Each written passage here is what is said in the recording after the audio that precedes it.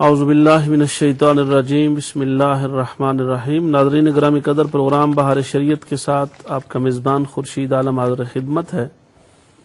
آپ جانتے ہیں یہ پروگرام آپ کی خدمت میں سوالات اور جوابات کی شکل میں پیش کیا جاتا ہے۔ آپ اپنے سوالات کے ساتھ تشریف لاتے ہیں اور ان کے جوابات قرآن و حدیث کی روشنی میں پیش کیے جاتے ہیں۔ حسب معمول آج بھی میرے پاس نامور عالم دین اور مقتدر علمی شخصیت محترم المقام سید محمد عرفان مشہدی دامت برکاتہم القدسیہ تشریف فرما ہیں۔ حضرت میں آپ کو پروگرام میں تشریف لانے پر خوش آمدید کہتا ہوں۔ شکریہ، جزاک اللہ۔ ناظرین گرامی قدر، پروگرام میں حسب معمول آپ جانتے ہیں کہ ہم پہلے جو پچھلے پروگرامز کے سوالات ہوتے ہیں ان پر گفتگو کرتے ہیں اور اس کے بعد پھر آپ کے سوالات کی روشنی میں آپ کا پروگرام آگے بڑھتا ہے اور اس میں ہم جوابات پیش کرتے ہیں اس پروگرام میں۔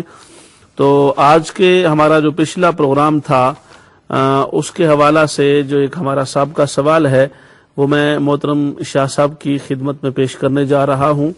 حضرت ہمارا آج کا سوال یہ ہے کہ جو مسلمان ہے اس کی اہل کتاب عورت سے شادی کرنا جائز ہے، اور اگر جائز ہے تو کن صورتوں میں، اور کوئی مسلمان اگر عورت ہے تو وہ کرسچین کسی مرد سے شادی کیوں نہیں کر سکتی، اس کی کیا حکمت ہے؟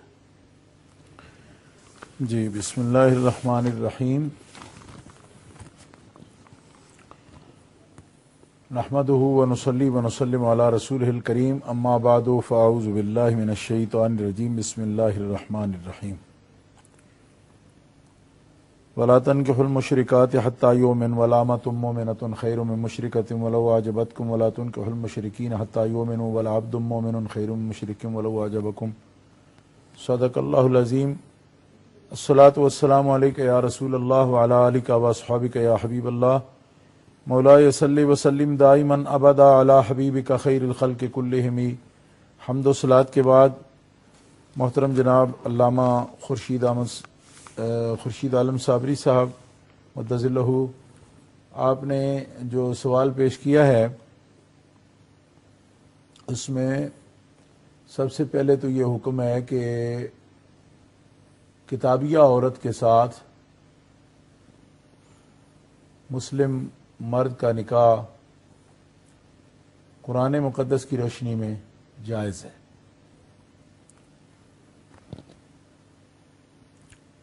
اس کے ساتھ نکاح ہو سکتا ہے، جی، جبکہ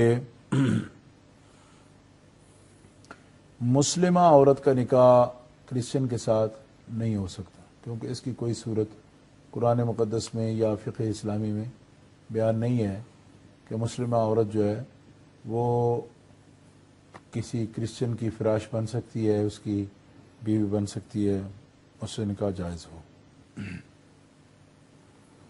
پہلے تو یہ حکم ہے، جی، جیسے کہ قرآن پاک کے اندر والمحصنات من الذین اوتوا الکتاب من قبلکم، قرآن پاک میں یہ لفظ آتے ہیں، یہ خاص مقام جو ہے الیوم احل لکم الطیبات، اس کے آخر الآیہ جو ہے اس کے اندر وہ عورتیں جو کتابیہ ہیں، جو جن کے ساتھ نکاح مسلم مرد کا ہو، یہ تو قرآن پاک کا حکم ہے۔ باقی یہ بات سوال کہ مسلمہ کا عورت کا نکاح اگر کرسچن کے ساتھ نہیں ہو سکتا تو اس کی حکمت کیا ہے؟ حکمت اس میں یہی ہے کہ اس کا دین جو ہے وہ دین اس کا ایک تو خطرے میں پڑے گا، اور دوسرا یہ ہے کہ اگر اس کی اولاد ہوتی ہے تو اس کی اولاد کا دین بھی خطرے میں ہو سکتا ہے۔ جبکہ اگر کتابیہ عورت فراش ہو اور مرد جو ہے وہ مسلم ہے، اس صورت میں اولاد کا دین خطرے میں پڑنے کا کوئی امکان نہیں ہے، کیونکہ مسلم سوسائٹی میں، مسلم تمدن میں مرد جو ہے وہ بچوں کو سنبھال سکتا ہے اور ان کے دین کی نگہبانی کر سکتا ہے۔ اس حکمت کے تحت یہ جو ہے اجازت جو دی گئی ہے وہ بھی، اور جو نہیں دی گئی اس کی حکمت یہ ہے۔ جزاکم اللہ حسن الجزا۔ حضرت ہمارے ساتھ عالیہ بہن ہیں بریڈ فورڈ سے۔ السلام علیکم ورحمۃ اللہ۔ جی السلام علیکم۔ جی کال کٹ گئی۔ جی ہاں جی حضرت، یہ حضرت اگلا سوال تھا، حافظ محمد شفیق صاحب نے برمنگم سے یہ سوال پوچھا، جی اور ان کا کہنا یہ تھا کہ مستورات جو ہیں وہ جب حج شریف یا عمرہ شریف کے لیے جاتی ہیں تو ان کے لیے کیا یہ مناسب صورتحال ہے کہ ضروری مناسک کے علاوہ وہ ہوٹل کے اندر نماز ادا کریں، یا زیادہ مناسب ہے کہ حرم شریف میں یا حرمین شریفین میں سے کسی جگہ پر بھی جا کر وہ ادا کریں نماز؟ چونکہ رش ہونے کی وجہ سے، بھیڑ ہونے کی وجہ سے اختلاط کا خطرہ، یا ان معاملات کے پیش نظر مستورات کے لیے بہتر صورت کیا ہے کہ وہ ہوٹل پہ نماز پڑھ لیں یا جا کے نماز با جماعت ادا کریں؟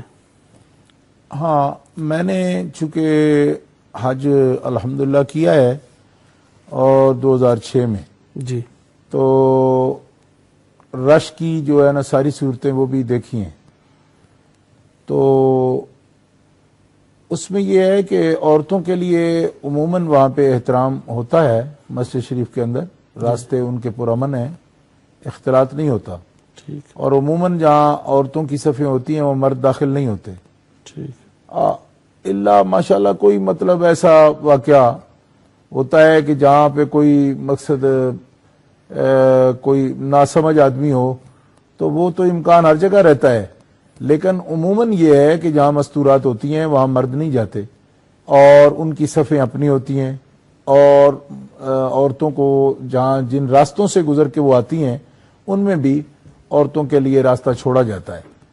البتہ یہ بات ضرور ہے کہ حج کے رش کے اندر عرفات میں بھی، مزدلفہ میں بھی، منا میں بھی، رمی جمرات کے وقت بھی، طواف کے وقت بھی، اور اسی طرح سعی بین الصفا والمروہ کے وقت بھی جو ہے نا وہ صورت ایسی ہوتی ہے، رش کے وقت کے قریب قریب رہتی ہے، مگر اس میں کوئی ان کے لیے چھٹکارا تو ہے نہیں، یعنی برات یا کوئی استثناء تو ہے نہیں، جی جی ان کو وہاں پہ جانا ہی پڑتا ہے رش کے ان مقامات پر۔ جی جی لیکن نماز کے وقت جو ہے نا حرم شریف، دونوں حرمین طیبین کے بارے میں، مدینہ منورہ حرم ہو یا مکہ مکرمہ کا حرم ہو، دونوں میں نماز میں دوسرے ارکان سے آسانی ہے، صحیح نماز کے لیے آنے میں آسانی ہے، باقی جو ارکان ہیں مناسک ہیں ان کے اندر زیادہ مشکل ہے، صحیح کیونکہ وہاں پہ جو ہے نا چونکہ مینا کے اندر جو ہے آنا جانا راستے وہاں، اور عرفات کے اندر بھی اسی طرح، مزدلفہ میں جو رات ہے وہ بھی، اور پھر آگے مینا میں ہی رمی جمرات وغیرہ کا یہ مراحل سخت ہیں زیادہ، اور صحیح کا مرحلہ سخت ہے، جب وہاں پہ وہ جانا ان کا ضروری بھی ہے اور اس کے بغیر چارہ بھی نہیں، تو نماز کے لیے تو ویسے ہی آسانی ہے، میں نے خود دیکھا، یہ میرے مشاہدے کی بات ہے جی جی کہ نماز کے لیے آسانی ہے، لہذا ان کو نماز جو ہے وہ حرم شریف کے اندر آ کے ادا کریں، ان کے لیے زیادہ تسکین کا باعث بھی ہوگا، اجر کا باعث بھی ہوگا۔ ہاں اگر کوئی عورت بیمار ہے یا مقصد بزرگ ہے نہیں آ سکتی، یا پھر یہ ہے کہ کوئی ایسا تجربہ کسی کو پیش آ رہا ہے، تو وہ اگر اس فتنے کے خوف سے وہاں بھی پڑھ لیں گی تو نماز تو ہو جائے گی، لیکن ایسا کچھ ہے نہیں۔ صحیح، جزاکم اللہ حسن الجزا۔ تو حضرت یہ اگلا سوال ہمارا، یہ احمد صاحب ہیں ہمارے ساتھ لائن پہ۔ السلام علیکم۔ جی احمد صاحب فرمائیے، کیا سوال ہے آپ کا؟ ایک سوال پوچھنا تھا کہ حضور پاک صلی اللہ علیہ وسلم کی بیٹیاں کیا ابو لہب کے بیٹے کے نکاح میں تھی؟ جی اس بارے میں تھوڑا۔ جی ٹھیک ہے، ٹھیک ہے نا؟ ٹھیک ہے جناب، جزاکم اللہ، شکریہ تشریف آوری کا۔ ضرور آپ سے بات انشاءاللہ، آپ نے تشریف فرما ہوئے آپ کے سوال پر ہم بات کرتے ہیں، ہمارے ساتھ رہیے گا۔ جی حضرت، میں عرض کر رہا تھا کہ جو اگلا ہمارا سوال تھا وہ یہ تھا کہ بچوں کے جو بال کاٹے جاتے ہیں یہ پیدائش کے بعد بچوں کے، اور جو بھی بچہ یا بچی پیدا ہو، تو وہ بال کاٹنے کا مناسب یا مسنون مستحب دن کون سا ہے کہ ان کے بال کاٹے جائیں، اور اس کو کس انداز سے اس مذہبی رسم کو ادا کرنا چاہیے؟ ہاں، یہ مسنون ہے 7ویں دن جی جی بال جو ہیں وہ کاٹے جائیں، حلق کیا جائے ان کا، جی جی یعنی کہ جن کو مونڈنا کہتے ہیں بالوں جی کو، جی تو کاٹنا، قطع کرنا یا ان کا جو قصر ہے وہ نہیں، حلق جس کو کہتے ہیں، جی جی بال مونڈ دینا، تو یہ مسنون ہے۔ تو احادیث مبارکہ میں یہ بھی ہے کہ نبی کریم علیہ الصلوۃ والسلام جو ہے اس کو جو بال مبارک ہیں ان کے برابر وزن کی جو ہے نا چاندی وغیرہ صدقہ آپ نے فرمایا ہے۔ تو اس طرح مسنون 7ویں دن نام بھی رکھنا جی جی اور حلق بھی کرنا بچے کا، عقیقہ بھی اگر اس موقع پر کر دیا جائے تو یہ بھی مسنون ہے، عقیقہ جی جی بچے کے لیے 2 بکرے ہوں ٹھیک۔ اور بچی کے لیے 1 ہو جائے، تو اس طرح۔ تو اس میں حضرت کوئی آپ حکمت بیان فرمائیں گے بھی 2 کی اور 1 کی، یہ جو اس کی کوئی خاص حکمت ہے یا؟ حکمت تو یہی ہے نا کہ للذکر مثل حظ الانثیین والی بات ہے، جی جی ہاں تو وہی ہے۔ اچھا، اگلا ہمارا سوال جو احمد صاحب نے کیا، انہوں نے یہ پوچھا کہ کیا نبی پاک صلی اللہ علیہ وسلم کی صاحبزادیاں ابو لہب کے بیٹوں کے عقد میں تھیں؟ ہاں، ابو لہب کے بیٹے 2 بیٹوں کے عقد میں حضرت رقیہ، حضرت ام کلثوم، ان کا نکاح ہوا ہے، ان کے ساتھ عقد ہوا ہے اور رخصتی نہیں ہوئی، صحیح، جا رخصتی نہیں ہوئی، اور انہوں نے وہ عقد جو ہے وہ ختم کیا جب سورۃ تبت یدا ابی لہب اتری ہے، تو حضرت رقیہ اور حضرت ام کلثوم رضی اللہ عنہما نبی کریم علیہ الصلوۃ والسلام کی دونوں بیٹیوں کا عقد جو ہے یکے بعد دیگرے حضرت عثمان ذو النورین رضی اللہ تعالی عنہ کے ساتھ ہوا ہے۔ جی جزاکم اللہ حضرت حضرت، رقیہ سے ان کی اولاد بھی ہوئی ہے، حضرت ام کلثوم سے اولاد نہیں ہوئی، جزاکم حضرت اللہ۔ عثمان غنی رضی اللہ تعالیٰ عنہ۔ جی جی مسز ناصر صاحبہ ہیں برمنگم سے، السلام علیکم۔ السلام ورحمۃ اللہ۔ علامہ صاحب کی سبب نبی، السلام علیکم۔ جی وعلیکم السلام ورحمۃ اللہ۔ اللہ آپ سب کے علم، عمر اور عمل میں برکت عطا کرے۔ آمین۔ میرے 3 سوال ہیں۔ جی 2 ہفتہ قبل میں نے آپ سے یہ سوال پوچھا تھا کہ اللہ رب العزت کو واحد کی صیغے کے ساتھ کیوں پکارا جاتا ہے، جبکہ حضور صلی اللہ علیہ وسلم کو ہم آپ اور جناب کے ساتھ پکارتے ہیں۔ تو یہ سوال سن کر میری ایک دوست جو کہ سید زادی ہیں اور بہت اچھی نعت خواں بھی ہیں، انہوں نے بتایا کہ حضور صلی اللہ علیہ وسلم کے لیے بزرگان دین نے جتنی بھی نعتیں لکھی ہیں، اس میں انہوں نے تو اور تم کے ساتھ کلام لکھا ہے۔ مثلا اعلیٰ حضرت کا معروف نعت ہے زمین و زماں تمہارے لیے، مٹی و مکان تمہارے لیے۔ اسی طرح پیر مہر علی شاہ کا کلام ہے، کتھے مہر علی کتھے تیری ثنا، گستاخ اکھیاں کتھے جا اڑیاں۔ تو ہم جو یہ سارے بزرگان دین ہیں، ہم جو دین کے طالب علم ہیں، انہی کے نقش قدم پر چلنے کی کوشش کرتے ہیں۔ جی جی تو کیا اب ہم یہ گمان کریں کہ وہ عشق کی ان حدوں کو چھو گئے تھے جہاں پہلے آپ، پھر تم اور پھر تو کا عنوان ہو جاتا ہے؟ اس پر ذرا علامہ صاحب روشنی ڈالیں۔ جی جی اور میرا دوسرا سوال یہ ہے کہ دین کی جتنی بھی کتب ہیں اس میں قرآن مجید کے حروف مقطعات کے بارے میں صرف دیکھنے کی فضیلت بیان ہوئی ہے، تو کیا اگر ان حروف مقطعات کو اگر ہم پڑھیں تو اس میں کوئی حرج تو نہیں ہے؟ جی صحیح۔ اور میرا تیسرا سوال یہ ہے کہ جن مکروہ اوقات میں نماز پڑھنے اور سجدہ تلاوت کی بھی کافی منع کیا جاتا ہے، تو کیا ان اوقات میں سجدے میں جا کر دعا مانگ سکتے ہیں؟ جی ٹھیک ہے، دعاؤں میں یاد رکھیے گا۔ السلام علیکم۔ جزاکم اللہ، السلام ورحمۃ اللہ۔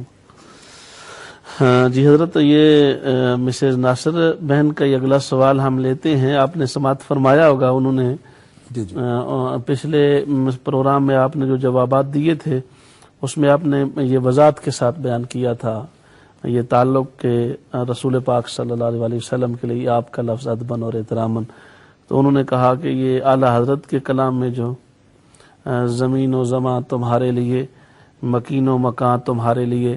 ناظرین گرامی قدر، یہ سوالات ہمارے پچھلے سوال سے متصل ہے، بلکہ جواب سے بھی جو حضرت شاہ صاحب نے ارشاد فرما دیا تھا، تو انشاءاللہ تعالی ہم اس پہ بات کرتے ہیں۔ وقفہ کا وقت ہوا ہے، اجازت دیجیے۔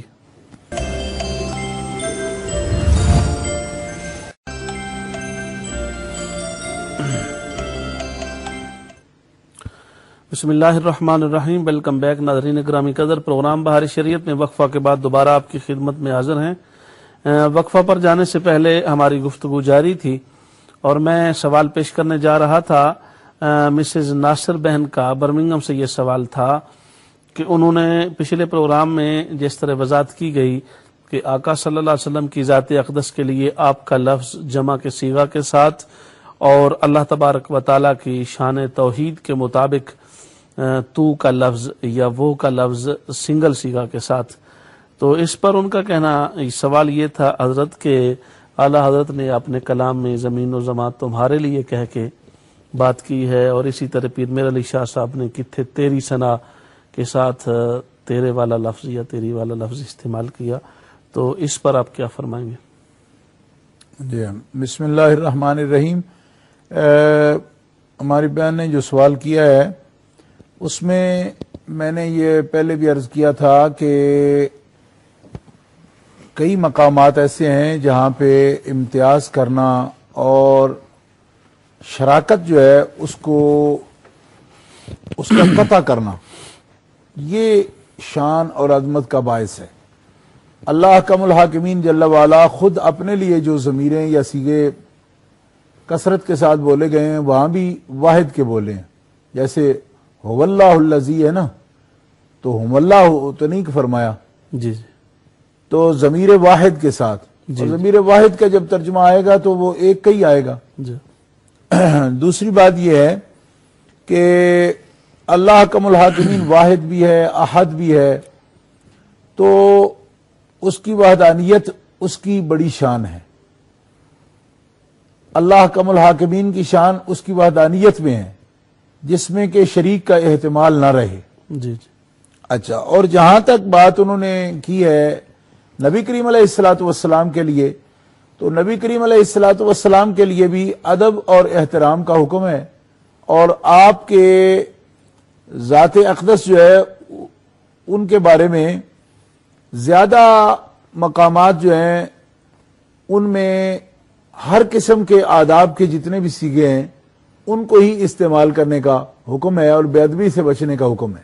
صحیح. جا لیکن جس وقت مقام مدح ہو, جی تعریف کا مقام ہو, تو اس وقت اگر صیغہ واحد کے ساتھ بلایا جاتا ہے تو وہ اظہار محبت کے لیے ہوتا ہے.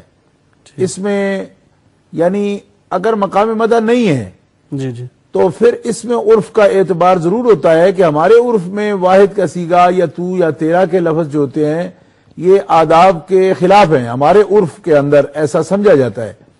لیکن جس وقت کوئی مدح کرنے والا مدح کر رہا ہے اس وقت صیغہ واحد کے ساتھ اگر وہ آپ کو یاد کرتا ہے تو اس صورت میں اس میں تنقیص کا پہلو نہیں نکلتا, کیونکہ وہ تو مقام ہی مدح کا ہے. جی اور اس کے ساتھ ساتھ آپ کی تعریف کے کلمات ہی بولے جا رہے ہیں سارے کے سارے.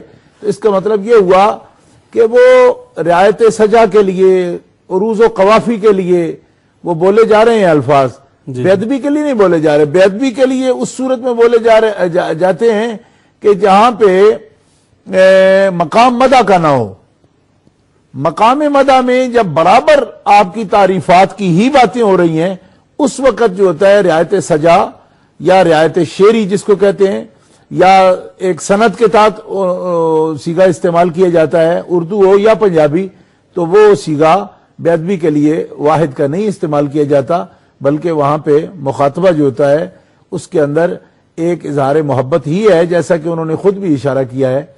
تو میں ان کے اس جملے کی تائید نہیں کروں گا کہ انہوں نے کہا کہ محبت میں ایک مقام آتا ہے جہاں پہ تکلفات جو ہے وہ اٹھ جاتے ہیں. وہ بات صحیح ہے, دیگر جو محبتیں ہیں ان کے اندر ایسی بات ضرور ہے کہ تم سے تو کا مرحلہ آتا ہے, آپ سے تم ہوئے پھر تو کا عنواں ہو گئے کہتے ہیں لوگ.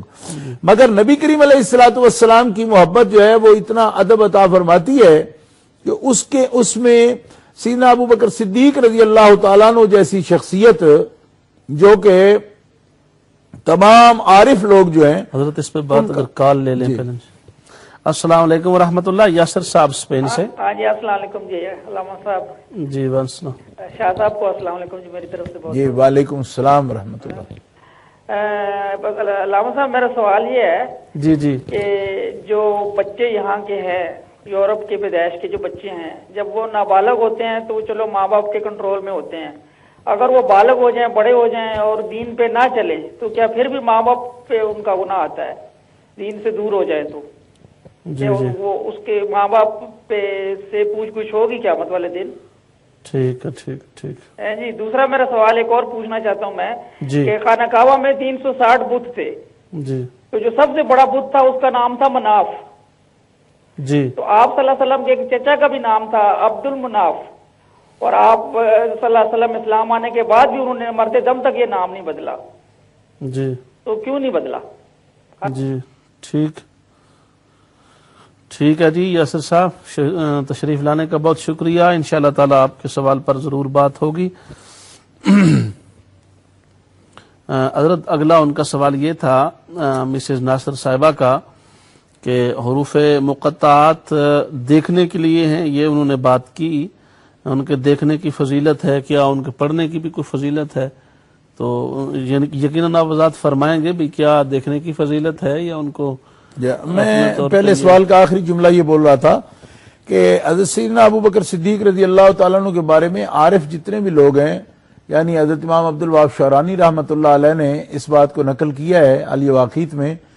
آپ فرماتے ہیں کہ ہمارے شیخ ابراہیم خواص رحمۃ اللہ علیہ نے اور اکابر اولیاء کاملین نے یہ لکھا ہے کہ جس قدر معرفت حقیقت محمدیہ علیہ صاحب الصلاۃ والسلام کی حضرت ابو بکر صدیق کو حاصل تھی، یہ کسی اور صحابی کو یا کسی بھی اہل بیت کے فرد کو حاصل نہ تھی۔ حضرت ابو بکر صدیق رضی اللہ تعالیٰ عنہ کا رشتہ نبی کریم علیہ السلام سے جو قائم ہوا وہ سسر اور داماد کا بھی تھا، مگر اس کے باوجود کہ محبت بھی کامل تھی، یاری بھی پکی تھی، مگر کبھی بھی ایسا نہیں ہوا کہ حضرت ابو بکر صدیق رضی اللہ تعالیٰ عنہ ایسی بے تکلفی فرمائیں کہ نبی کریم علیہ السلام کے آداب، بارگاہ کے جو آداب ہیں ان کا آپ نے لحاظ نہ رکھا ہو، بلکہ حضرت عائشہ صدیقہ کو آپ یہ تلقین فرماتے رہتے تھے کہ کبھی بھی کوئی ایسا موڑ نہ آنے دینا کہ میرا جو خدمت کا اور میرا جو محبت کا رشتہ ہے نبی کریم علیہ السلام کا، اس میں کوئی بال برابر بھی کوئی ایسا معاملہ پیدا ہو جائے کہ جس میں مجھے مجبور ہونا پڑے کسی بات پر، اس بات کا تم خیال کرنا۔ بلکہ جب آپ نے ان کو نکاح میں دیا تب بھی آپ تلقین فرماتے تھے کہ میری جو نسبت ہے سرکار کی اس کا خیال کرنا۔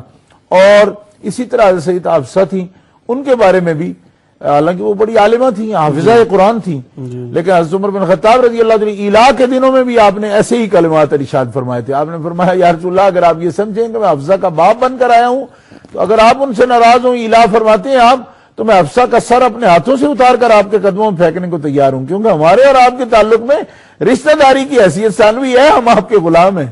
تو محبت میں کبھی بھی ایسا مرحلہ نہیں آیا کہ وہ ایسے بے تکلف ہوئے ہوں جس میں نبی کریم علیہ السلام کے آداب کا خیال نہ فرمایا ہو۔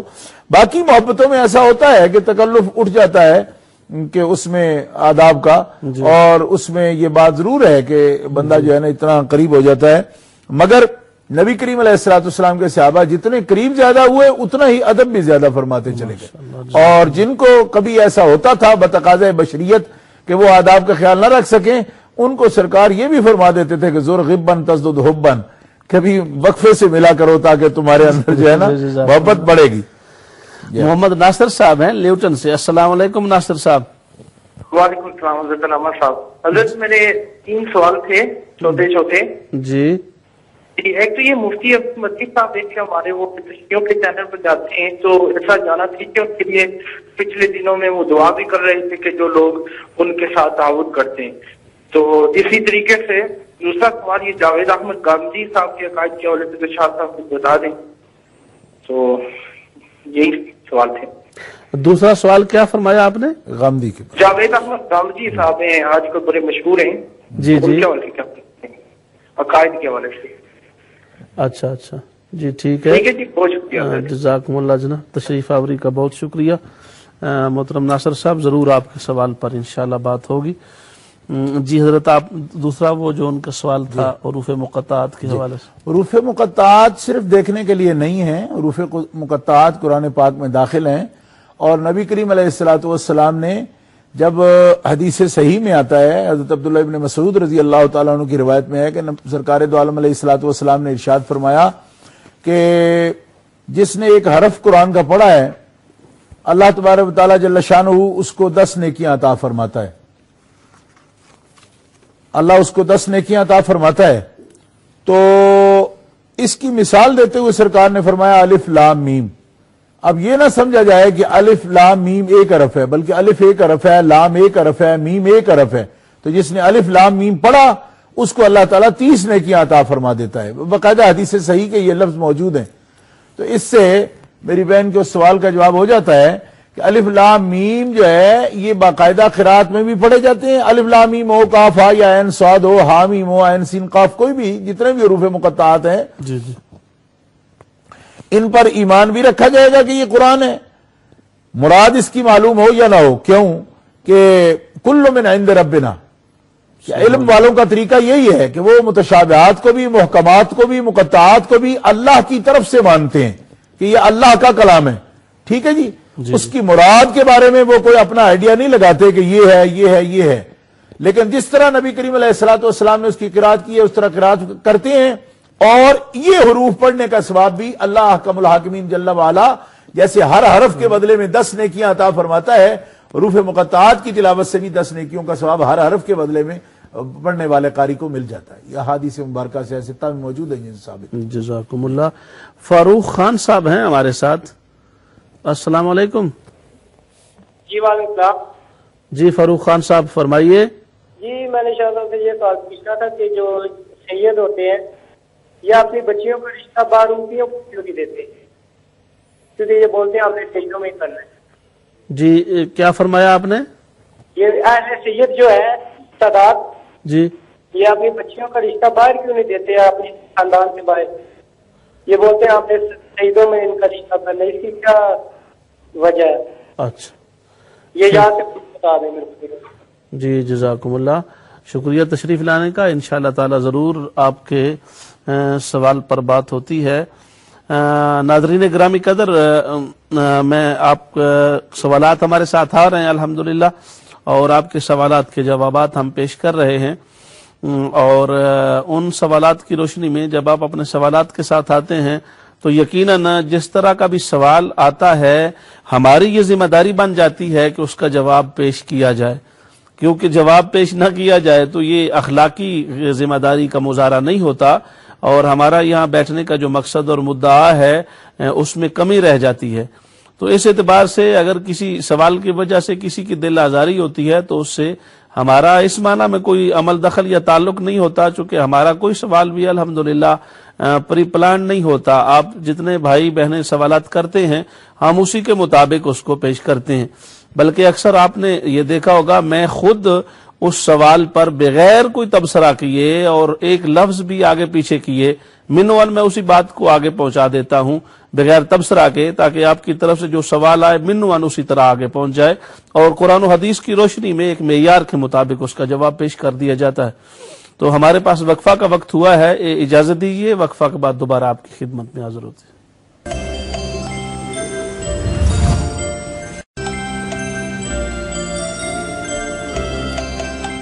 بسم اللہ الرحمن الرحیم. ویلکم بیک ناظرین گرامی قدر. پروگرام میں وقفہ کے بعد دوبارہ آپ کی خدمت میں حاضر ہیں.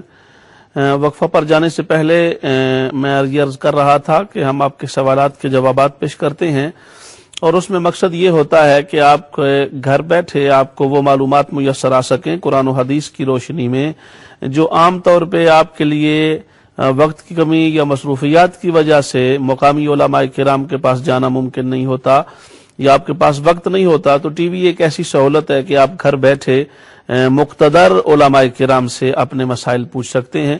اور الحمدللہ ہمارے پروگرام میں بھی عالم اسلام کے بڑے عظیم اسکالر محترم سید محمد عرفان مشہدی دامت برکاتہم القدسیہ تشریف فرما ہوتے ہیں آپ کے سوالات کے جوابات دینے کے لیے. تو اگلا ہمارا سوال ہے حضرت، یہ بھی مسز ناصر صاحبہ کا تھا کہ مکروہ اوقات میں سجدہ کر کے اس میں دعا کر سکتے ہیں، سجدے کے دوران یا سجدہ کر سکتے ہیں دعا کے لیے؟ نہیں، اس میں مکروہ اوقات میں سجدے کی شکل نہیں بنانی چاہیے. جی باقی دعا کرنے کی کوئی ممانعت نہیں ہے. جی جی. مکروہ اوقات میں سجدے کی شکل میں دعا نہ کریں کہ سجدے میں جا کے یعنی جبین اپنی ماتھا جو ہے زمین پہ رکھ کے دعا کرنا، یہ مکروہ اوقات میں ایسا نہیں کرنا چاہیے۔ جزاکم اللہ۔ اگلا ہمارا سوال حضرت یاسر صاحب کا ہے اسپین سے، اور انہوں نے پوچھا کہ جو یورپ میں بچے پیدا ہوتے ہیں، یہاں کی اولاد، وہ بالغ ہو جانے کے بعد جب اگر دین سے دور ہو جائیں یا معاذاللہ غلط راستے پر چل پڑیں، تو کیا ان کا وبال بھی والدین کے ذمہ ہوگا کہ جو بالغ ہونے کے بعد بچے دین سے دور ہوں یا برائیوں کا ارتکاب کریں یا غلط راستوں پر چل پڑیں؟ بسم اللہ الرحمن الرحیم۔ یاسر عزیز نے جو سوال کیا ہے اس کے بارے میں شریعت میں یہ مسئلہ ہے کہ ماں باپ جو ہیں ان کے ذمہ یہ ہے کہ بچوں کی نیک تربیت کریں، دینی تعلیم ان کو دلائیں اور عمدہ سیرت اپنی ان کے سامنے پیش کریں، اور نبی کریم علیہ الصلوۃ والسلام کی سیرت طیبہ سے، نبی کریم علیہ السلام کے صحابہ پاک کی سیرت طیبہ سے، نبی پاک صلی اللہ علیہ وسلم کے اہل بیت پاک کی سیرت طیبہ سے بچوں کو آگاہ کریں اور ان کے ساتھ رغبت محبت جو ہے وہ ان کے دلوں میں پیدا کرنے کی کوشش کریں۔ اس کے علاوہ ماں باپ کے ذمے نیک تربیت اور تعلیم دین یہ ماں باپ کا فرض ہے۔ اس میں اگر وہ کوتاہی نہ کریں اور بچے کو تربیت دیں، نیک 7 سال کا بچہ ہو جائے تو اسے باقاعدہ احکام شرعیہ کے بارے میں ترغیب دیں، اور 10 سال کا جب ہو جائے تو اس وقت تک پورے طور پر ان کا کنٹرول کے ساتھ ان کو نماز کے لیے بھی کہیں وَأْمُرْ أَهْلَكَ بِالصَّلَاةِ وَاصْطَبِرْ عَلَيْهَا، قرآن مقدس کا یہ حکم ہے۔ اور حدیث پاک میں آتا ہے کلکم رائم وکلکم مسئول عن رعیتہ، کہ تم میں سے ہر ایک جو ہے جو اس کے ماتحت ہیں ان کے لیے وہ مسئول ہے، اس سے پوچھا جائے گا ان کے بارے میں۔ تو ماں باپ جو ہیں وہ نیک تربیت اور نیک تعلیم دینے کے، دینی تعلیم دینے کے ذمہ دار ہیں، بچوں کو وہ دینی چاہیے۔ اگر وہ نہیں دیں گے اور بچے غلط راہ پر جائیں گے تو اس سلسلے میں ماں باپ کو عذاب ہوگا۔ غلط حرکتیں، غلط عادات اگر انہوں نے ان سے نہیں روکا اور بلکہ غلط عادات ان کو اپنانے کے لیے ترغیب دی تو اس صورت میں یقیناً وہ ساری زندگی جو کچھ کریں گے ماں باپ کو بھی عذاب ہوگا ان کے اعمال پر۔ لیکن اگر انہوں نے اپنی طرف سے حتی الوسع جہاں تک ان کی طاقت تھی نیک تعلیم دی، نیک تربیت دی، حضور نبی کریم علیہ السلام کی سیرت سکھائی اور نیک مجالس محافل میں ان کو بٹھایا، نیک صحبت میں بٹھانے، نیک تعلیم دینے کے بارے میں پوری ہمت و کوشش کی ہے انہوں نے، لیکن بالغ ہونے کے بعد بچے جو ہیں وہ غلط راہ پر چل پڑے ہیں تو لا تزر وازرۃ وزر اخری، بالغ ہونے کے بعد اگر وہ غلط راستے پر چلے ہیں تو اب ان کے جو کام ہیں ان میں ماں باپ ذمہ دار نہیں ہوں گے۔ اگر وہ بچے بالغ ہونے کے بعد غلط راستے پر چلے گئے ہیں تو پھر کوئی بھی ایک کے گناہوں کا اثر دوسرے پر نہیں پڑتا۔ لیس للانسان الا ما سعی اور لا تزر وازرۃ وزر اخری، قرآن پاک کی یہ 2 آیتیں بتاتی ہیں کہ کسی ایک کا بوجھ دوسرے پر نہیں لادا جائے گا جس میں اس کا دخل کوئی نہیں ہے۔ ہاں اس صورت میں ضرور وہ ذمہ دار ہوگا کہ جب ماں باپ اپنے تعلیم و تربیت جو بچے کو دینے کا وقت ہے اس وقت کوتاہی کا اگر شکار ہو جائیں یا آپس میں ایسی ناچاکی پیدا کر لیں اور ایسے تعلق خراب کریں گھر کے کہ ان کی تعلیم و تربیت ہو نہ سکے یا کوئی غلط اثر ان پر پڑے، اس صورت میں یقیناً ماں باپ پر بھی عذاب آئے گا ان کے اعمال کا۔ لیکن اگر وہ کوتاہی نہیں کی اور بچہ بالغ ہونے کے بعد کوئی راستے غلط پر چلا گیا جبکہ وہ خود باشعور ہے، سمجھدار ہے، اس صورت میں والدین پر کوئی عذاب اس کا نہیں ہوگا۔ جزاکم اللہ۔ ذوالکفل حسین صاحب ڈربی سے، السلام علیکم ذوالکفل حسین صاحب۔ وعلیکم السلام حضرت علامہ صابری صاحب ہیں اور حضرت علامہ کبرات شاہ صاحب، وعلیکم آپ السلام۔ دونوں احباب کی خدمت میں سلام کے ساتھ انتہائی خوشی کے ساتھ دعائیں ہیں شاہ صاحب کے اساتذہ کے لیے جنہوں نے اتنی محنت سے شاہ صاحب کو اہل سنت کے لیے تیار فرمایا۔ اللہ تبارک و تعالیٰ ان کے درجات بلند فرمائے اور شاہ صاحب کی زندگی بہت لمبی کرے اور اہل سنت پہ سایہ تاج سلامت رکھے۔ عرض یہ ہے حضور کہ جو ابن شہاب زہری ہیں جن کے روایات صحیحین میں ملتی ہیں ان کا مسلک اور ان کا حدود اربع وہ کیا تھا، جس کے بارے میں تھوڑی سی وضاحت فرما دیں۔ السلام علیکم ورحمۃ اللہ۔ وعلیکم السلام ورحمۃ اللہ وبرکاتہ۔ جزاکم اللہ محترم، آپ تشریف فرما ہوئے، انتہائی شکریہ تشریف لانے کا۔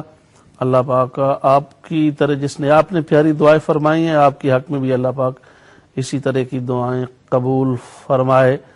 حضرت ہمارا اگلا سوال ہے یاسر صاحب نے جو اسپین سے کیا تھا کہ کعبہ شریف کے اندر جو بت تھے ان میں سے ایک بت کا نام تھا مناف، اور آقا صلی اللہ علیہ وآلہ وسلم کے دادا جان کا نام بھی اوپر میں یعنی حضرت ہاشم کے والد گرامی کے حوالے سے انہوں نے بات کی، تو ان کا نام عبد مناف تھا، تو اس کو چینج کیوں نہیں کیا گیا؟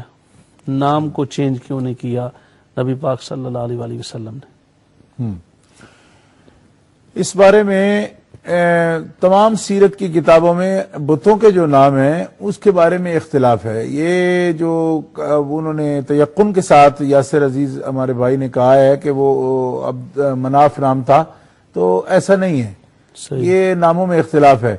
اور عبد مناف کا جو نام ہے وہ اس بت کے حوالے سے نہیں تھا، حضرت عبد مناف کا جو نام ہے وہ اس بت کے حوالے سے نہیں تھا۔ یہ نام جو مشہور بھی ہوا تو یہ سیرت ابن ہشام وغیرہ میں موجود ہے، بعد میں ان کے بعد یہ نام جو ہے نا حضرت عبد المطلب کے دور میں جو ہے نا اس نام کا ذکر آتا ہے، اور اس میں بھی اختلاف ہے کہ کیا اس کا بت کا نام جو ہے اسی کا نام مناف تھا یا نائلہ تھا اور صاف تھا، اس بارے میں اختلافی بات ہے، لہذا تیقن کے ساتھ یہ بات نہیں کی جا سکتی۔ اور قرین قیاس یہی ہے کہ نبی کریم علیہ الصلوۃ والسلام ایسا نہیں سمجھتے تھے، اسی لیے نام وغیرہ چینج نہیں کیا ہے۔ جی جزاکم اللہ۔ محمد عارف صاحب پیرس سے، السلام علیکم عارف صاحب۔ وعلیکم السلام جناب۔ جی محمد عارف صاحب فرمائیے، کیا سوال ہے آپ کا؟ جناب السلام علیکم، سب سے پہلے تو میں علامہ صاحب کو بہت مبارکباد دیتا ہوں۔ وعلیکم السلام ورحمۃ اللہ۔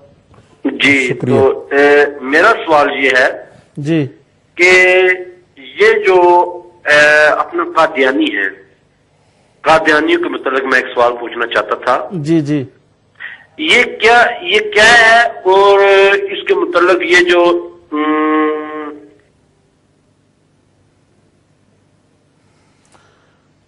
جی کال میرا خیال ہے ڈراپ ہو گئی۔ جی محمد عارف صاحب آپ کی کال ڈراپ ہو گئی ہے، آپ دوبارہ، ویسے آپ کا سوال تو پہلا حصہ تو ہمارے پاس پہنچ گیا ہے، ایک سوال آپ کا، اگر مزید کوئی سوال ہے تو آپ دوبارہ تشریف لا سکتے ہیں۔ جی شاہ صاحب نے جواب اس کا ارشاد فرما دیا محترم یاسر صاحب کے سوال کا اسپین سے۔ حضرت اگلا ہمارا سوال لیوٹن سے محمد ناصر صاحب نے کیا، اور انہوں نے پوچھا کہ کوئی مفتی صاحب ہیں وہ کسی چینل پہ بیٹھتے ہیں اور بیٹھ کے ان کے لیے دعا کرتے ہیں، مجھے پوری طرح کلیئر نہیں ہو سکا کس چینل کی انہوں نے بات کی، تو ان کے بارے میں وہ جی عامر فرام برمنگم۔ جواب سے پہلے ہمارے ساتھ محترم عامر صاحب ہیں برمنگم سے۔ السلام علیکم عامر صاحب۔ وعلیکم السلام۔ جی فرمائیے، کیا سوال ہے؟ جی میرا سوال یہ ہے کہ میاں بیوی کیا ایک ہی جانماز پہ اکٹھے بیٹھ کے نماز پڑھ سکتے ہیں؟ جی ایک ہی جا نماز پہ، ٹھیک ہے جناب، اوکے جی، اوکے جزاکم اللہ، شکریہ تشریف لانے کا۔ انشاءاللہ تعالی باری پر آپ کے سوال کا جواب بھی ضرور پیش کیا جائے گا۔ جی حضرت ناصر صاحب کا لیوٹن سے، وہ مفتی صاحب پر چینل پر کوئی۔ جی جی اس سلسلے میں ایک اصول پیش کرتا ہوں، ایک فرد کے بارے میں الگ الگ پوچھنے کی بجائے، کہ جن مسالک کے درمیان اصول دین میں فرق ہے، اصول دین میں ان کے اندر اختلاف ہے، اور اصول دین میں کسی اصل کا کوئی بھی فرقہ منکر ہے تو ان کے ساتھ تعلق رکھنا جو ہے شریعت میں ایسا تعلق کہ جس کے ساتھ اس فرقہ کی عزت ہوتی ہو، اور لوگوں کا جو صحیح العقیدہ لوگ ہیں ان کے ذہن خراب ہوتے ہوں کہ اگر ان میں برائی نہیں تھی تو یہ فلاں ہمارا عالم جو ہے وہاں کیوں گیا، ایسا ذہن پیدا ہوتا ہو تو لوگوں کو کے لیے اس کا جانا گمراہی کا باعث بنتا ہے۔ اور اس کے بارے میں قرآن مقدس کا حکم ہے، لا تقعد بعد الذکر مع القوم الظالمین، ایسے ظالموں کے ساتھ کسی ہدایت یافتہ آدمی کا بیٹھنا یہ جائز نہیں ہے۔ دوسرے، لا ترکنوا الی الذین ظلموا فتمسکم النار، قرآن پاک کی اس آیت میں بھی یہ حکم ہے۔ تیسرے قرآن مقدس میں اللہ تعالیٰ کا یہ بھی حکم ہے کہ من یتولہم منکم فانہ منہم، کہ جن کے ساتھ بیٹھنا منع ہے ان کے ساتھ دوستی کا یا موالات کا تعلق رکھنا اگر کوئی رکھے گا تو وہ انہی میں سے ہوگا. من یتولہم منکم فإنہ منہم، وہ انہی میں سے ہوگا جن کے ساتھ اس کو بیٹھنا پسند آتا ہے. تو یہ میں سمجھتا ہوں کہ قرآن پاک کی 3 آیات کی روشنی میں اس بات کا خیال کرنا چاہیے کہ جن فرقوں کا اصول دین کا انکار، مثلا قرآن پاک کی تحریف کے قائل ہوں، ائمہ کو انبیاء پر افضل مانتے ہوں، اور نبی کریم علیہ الصلوۃ والسلام کی ازواج مطہرات کے بارے میں ان کے عقیدے افتراء کے ہوں، اور صحابہ کرام کی تکفیر کے قائل ہوں، تو ایسے فرقے جو ہیں وہ اصول دین کے منکر ہوتے ہیں، اور ان کے ساتھ بیٹھنے کے لیے یہ آیات بینات بالکل وہ فرقے، ایسے فرقے جو ہیں اصول دین کے منکر، وہ ان کا مصداق بنتے ہیں، اور ان کے ساتھ موالات یا ان کے ساتھ بیٹھنا یقیناً گمراہی کا باعث ہے ان لوگوں کے لیے جو دیکھ رہے ہوں. تو قوم کو گمراہ کرنے والے لوگ جو ہیں ان کا یہی حکم ہے کہ وہ کبھی بھی اہل خیر میں سے نہیں ہو سکتے. جزاکم اللہ. محترم قاری بشیر صاحب ہیں اٹلی سے. السلام علیکم قاری صاحب. وعلیکم السلام جناب. جی محترم قاری صاحب. وعلیکم السلام. میری طرف سے شاہ صاحب کو بہت بہت سلام جناب. وعلیکم السلام ورحمۃ اللہ. جی قاری صاحب فرمائیے کیا سوالات ہیں آپ کے؟ جی میں آپ سے سلام عرض کرنا تھا. جی جی جی. اور دوسرا ایک سوال ہے کہ جو داڑھی مبارک ہے اس کو خضاب کس رنگ کا لگانا، یعنی سیاہ تو جائز نہیں ہے، اور سرخ میں اور سیاہی کے درمیان کتنی کو حد ہونی چاہیے اس میں؟ جی ٹھیک ہے، شکریہ جزاک اللہ تشریف لانے کا. ہاں جی حضرت آپ، اچھا حضرت یہ آپ نے بڑی پیاری وضاحت فرمائی اس بات کی. اس میں اکثر ہمارے لوگ اس کنفیوژن کا شکار ہو جاتے ہیں. وہ کہتے ہیں کہ صحابہ کے آپس میں بھی ایک دوسرے کے ساتھ کچھ ایسی باتیں منقول ہیں، تو صحابہ کے بارے میں کچھ ایسی بات کرنا یہ صرف فسق ہے، جبکہ آپ جو بات ارشاد فرما رہے ہیں وہ اصول کی بات ہے کہ اصل میں پرابلم ہے. تو یہ جو لوگ کہتے ہیں کہ وہ صرف فاسق ہیں، اگر صحابہ کے بارے میں کوئی غلط بات کہتا ہے تو وہ صرف فاسق ہے، اور فاسق کے ساتھ وہ معاملہ تو نہیں. غلط بات کہنے کی علامہ صابری صاحب ایک حد ہے. مثال کے طور پر ایک آدمی خطاً اس سے کوئی نازیبہ بات صحابہ کے بارے میں نکل گئی، ان کو مومن سمجھتا ہے، مسلم سمجھتا ہے، صحابی سمجھتا ہے، لیکن اس سے بات ہو گئی، غصے میں ہو گئی، غلطی سے ہو گئی، ٹھیک ہے جی ٹھیک. اچھا، یا بسا اوقات ارادتاً بھی ہو گئی، مگر ان کے اس بات سے واقف نہیں ہے کہ یہ سمجھتے ہوئے ان کو ایسا کہنا ٹھیک نہیں ہے. ان سب صورتوں میں فسق ہی ہوگا، کیونکہ سواب المسلم فسوق نہیں ہے. تو حدیث میں آتا ہے کہ کسی مسلم کو گالی بکنا یہ فسق ہے، اس سے کافر نہیں ہوتا بندہ. لیکن ایسا آدمی کہ جو گالی نہیں بک رہا ان کو کافر یا منافق کہہ رہا ہے، اس کا حکم وہ نہیں ہوگا جو صرف گالی دینے والے کا ہے. یہ بہت بڑی خطا ہے، خود ان لوگوں کو خطا ہے. بلکہ میں ایک بہت بڑے اس فرقہ کے صاحب علم ہے ہمارے ملک پاکستان میں، تو میں حیران ہوا کہ باقاعدہ انہوں نے میرا نام لے کر مخاطبہ کرتے ہوئے، پاکستان میں ہی رہتے ہیں وہ، یہاں نہیں رہتے، آئے تھے دورے پر، تو انہوں نے مجھے سمجھانے کی یہ کوشش کی کہ دیکھیے عرفان مشہدی جو ہے وہ صحابہ کو صرف گالی دینے پر بھی ایسے فتوے لگا دیتا ہے. تو میں حیران ہوا کہ ان کو یہ بات ہی بھول گئی کہ صرف صحابہ کو گالی دینے والی بات نہیں ہے کہ آپ نے یہ بات بڑی اہم ہے. کال ایک لے لیں، گالی کا لفظ بولا، بلکہ اہم بات ہے. ٹھیک ہے آپ کال لے لیں. محترم ملک ستار صاحب ہیں نیو کاسل سے. عبد الستار صاحب. السلام علیکم. جی وعلیکم السلام ورحمۃ اللہ. کیسے کیا رہا؟ ٹھیک ہو سر؟ جی الحمدللہ. ماشاءاللہ تھوڑا پروگرام دیکھ رہے ہیں، بہت اچھا لگ رہا ہے اور بہت اچھا لگ رہا ہے پروگرام دیکھ کے. شاہ صاحب دیکھ کے بڑی خوشی ہوئی جناب. ماشاءاللہ. شاہ صاحب سوال کرنا چاہتے ہیں، سلام پیش کرنا چاہتے ہیں. پہلے شاہ السلام علیکم. وعلیکم السلام ورحمۃ اللہ. شاہ صاحب کیا ٹھیک ہو؟ الحمدللہ. سر میری چھوٹی جی ریکویسٹ ہے جی. میں اکثر ٹی وی دیکھتا تے کچھ چینل نے انہوں نے کارڈاں دے بارے پروگرام دکھائے جاندے نے تے لوگوں نے دسے جاندے نے کہ تہاڈی قسمت 2 مہینے بعد، 4 مہینے بعد، 6 مہینے بعد چینج ہو جائے گی. تے ساڈے مسلم میرا ذہن یہ کہندا ہے کہ وہ غلط ہے، لیکن اس بارے میں سوال کرنا چاہنا کہ وہ صحیح ہے یا غلط ہے؟ جی صحیح ہے، جواب دیں گے. جی ٹھیک ہے ضرور ملک صاحب، تہاڈے سوال دا جواب انشاءاللہ پیش کیتا جائے گا. جی حضرت آپ فرما رہے تھے بھی ثواب میں اور اس میں فرق ہے کہ صحابہ فرق یہ ہے کہ دیکھیں وہ میں بلکہ صاحب علم ہیں وہ اپنے فرقے میں بڑے باعزت ہیں, کئی کتابوں کے مصنف ہیں, اور مجھے حیرانگی ہوئی کہ یا تو وہ جان بوجھ کر ایسا کر رہے تھے, اور اگر ایسے لوگ نامور جو ہیں وہ بھی ایسی غلطیاں کرتے ہوں تو میں تو حیران ہی ہو جاتا ہوں ایسی بات سن کے کہ انہوں نے ہمارے شیخ الاسلام حضرت خواجہ محمد قمر الدین سیالوی رحمت اللہ تعالی علیہ, بہت بڑی عظیم ہستی ہیں, آپ نے مذہب شیعہ کتاب لکھی ہے تو اس کا جواب بھی انہوں نے لکھا اس بات الامامہ کے نام سے. تو اس آدمی نے باقاعدہ میرا نام لے کر کہا کہ دیکھو جی یہ مشہدی جو ہے یہ کیا کرتا ہے, اس کو اتنا بھی پتہ نہیں ہے کہ اس کے اپنے مسلک میں یہ لکھا ہے کہ اس سے تو فسق ہوتا ہے, میرے مسلک میں یہ کہاں لکھا ہے کہ کوئی صحابہ کو منافق یا کافر بھی کہے گا تو فسق ہی کرے گا. صحابہ کی تکفیر کرے گا جو پوری جماعت صحابہ کی تکفیر کرے گا تو وہ یقیناً دائرہ اسلام سے خارج ہوگا. پھر بلکہ میری جماعت میں تو یہ لکھا ہے کہ اکیلے حضرت صدیق اکبر کی صحابیت کا, ایمان کی بات بھی نہیں, صرف صحابیت کا جو منکر ہوگا وہ بھی دائرہ اسلام سے خارج ہوگا.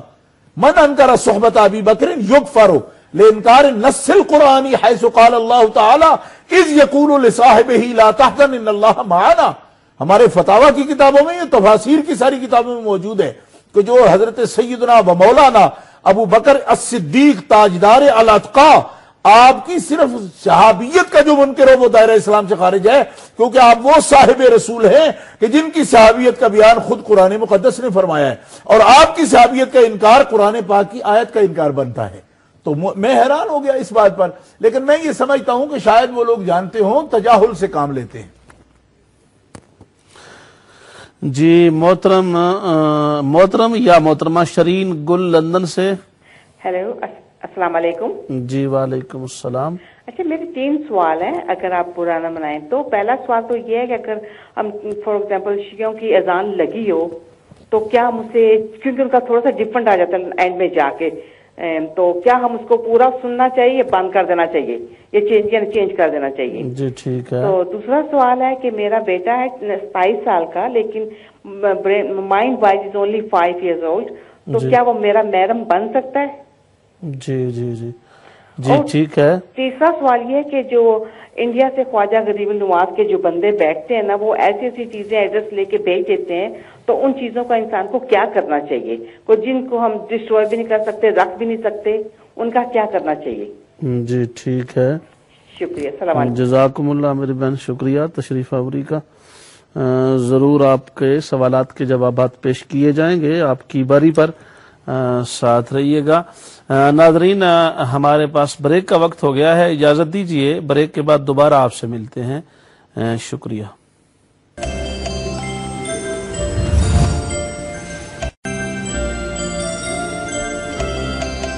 بسم اللہ الرحمن الرحیم. ناظرین گرامی قدر, وقفہ کے بعد دوبارہ آپ کی خدمت میں حاضر ہیں. تو شاہ صاحب حضرت اگلا ہمارا سوال یہ تھا, یہ بھی ناصر صاحب کا سوال تھا کہ جاوید احمد غامدی صاحب کا عقیدہ کیا ہے, اس پر انہوں نے استفسار کیا ہے. بسم اللہ الرحمن الرحیم. ناصر صاحب ہم سے یہ یعنی سوال امہ چینل سے پوچھ رہے ہیں. میں یہ مناسب سمجھتا ہوں کہ اگر غامدی صاحب کی وہ پروگرام وغیرہ سنتے رہتے ہوں تو ان کے عقیدے کا بیان ان کی اپنی زبان سے ہی ہوتا رہتا ہے کہ وہ کیا ہیں. ایک تو وہ اہل السنہ والجماعہ کی پیروی نہیں کرتے, اور دوسری بات یہ ہے کہ وہ تقلید ائمہ کے بھی قائل نہیں ہیں. تیسری بات یہ ہے کہ وہ مفسرین کی تفاسیر کے بھی قائل نہیں ہیں. وہ جب بھی کوئی بات کرتے ہیں تو خود کو شاید مجتہد مطلق کے منصب پر فائز سمجھتے ہیں کہ میرا خیال یہ ہے شان نزول تک کے وہ قائل نہیں ہیں کہ اس کی روشنی میں شان نزول آیات کا دیکھا جائے. وہ کہتے ہیں ہم یہاں کے ہر جگہ کے جو اپنا ایٹماسفیئر ہے اس کے اندر ہم دیکھیں گے آیات کا مصداق. تو اس اعتبار سے ہمارے لیے ان کا عقیدہ پہچاننا کوئی مشکل نہیں ہے, کیونکہ وہ اہل السنہ والجماعہ کے جو اصول ہیں دین کے بارے میں ان کے وہ قائل نہیں ہیں. یہ ان کے جتنے بھی پروگرام ہیں سب سے یہ بات ظاہر ہو جاتی ہے. نہ تو وہ فقی مکتب کے کسی کے قائل ہیں اور نہ ہی وہ اہل سنت و جماعت کے جو اصول ہے اس سے وہ تو بلکہ قرآن پاک کا بھی وہ اپنا جو من چاہا اپنی تفسیر ہے اس کو احادیث کا بھی اور قرآن پاک کا بھی وہ بالکل اپنا جو مفہوم ہے امت سے کٹا ہوا ہے، ایک نیا مفہوم کہ ہم اپنے ماحول میں ان کو فٹ کرتے ہیں، اس قسم کا ان کا ذہن ہے۔ جی صحیح۔ حضرت جی محمد صادق صاحب جرمنی سے، جی صادق صاحب فرمائیے کیا سوال ہے آپ کا؟ السلام علیکم جناب۔ جی فرمائیے۔ والسلام علی من اتبع الہدی۔ میں نے بات کرنی تھی شاہ صاحب سے، اس سے میرا سوال یہ تھا کہ پچھلے ہفتے آپ لوگوں کی ایک نشست ہوئی تھی جس میں ختم نبوت کے بارے میں بات کی گئی تھی، جی جی ذکر ہوا تھا علامہ اقبال کے بارے میں، کہا گیا تھا کہ علامہ اقبال جماعت احمدیہ کے بارے میں نرم گوشہ رکھتے تھے، جس پہ پینل کے حضرات میں مشہدی صاحب نے فرمایا تھا کہ ایسی کوئی بات نہیں۔ میں نے جا کے انٹرنیٹ پہ یوٹیوب پہ جا کے ریسرچ کی ہے، اس میں ARY کا پروگرام آیا تھا جس کے اندر ڈاکٹر شاہد مسعود، علامہ اقبال صاحب کے صاحبزادے جاوید اقبال صاحب، ڈاکٹر اسرار صاحب اور پروفیسر مہدی حسن صاحب موجود تھے، جس میں یہ ذکر ہوا تھا کہ علامہ اقبال نے جماعت احمدیہ کی بیعت کی تھی اور سن 1908 کے اندر کچھ سیاسی وجوہات کی بنا پر وہ طائب ہو گئے تھے، اور دوسرا ان کا بڑا بیٹا یہ، اور ڈاکٹر اسرار صاحب نے اس کی تائید کی تھی، بلکہ انہوں نے مرزا غلام احمد صاحب کو بہت بڑا عالم دین قرار دیا تھا، اور علامہ اقبال کے جو بڑے صاحبزادے تھے انہوں نے پوری تعلیم جو ہے وہ قادیان میں حاصل کی، جبکہ جاوید اقبال صاحب بیٹھے تھے، انہوں نے کوئی اس کی تردید نہیں کی۔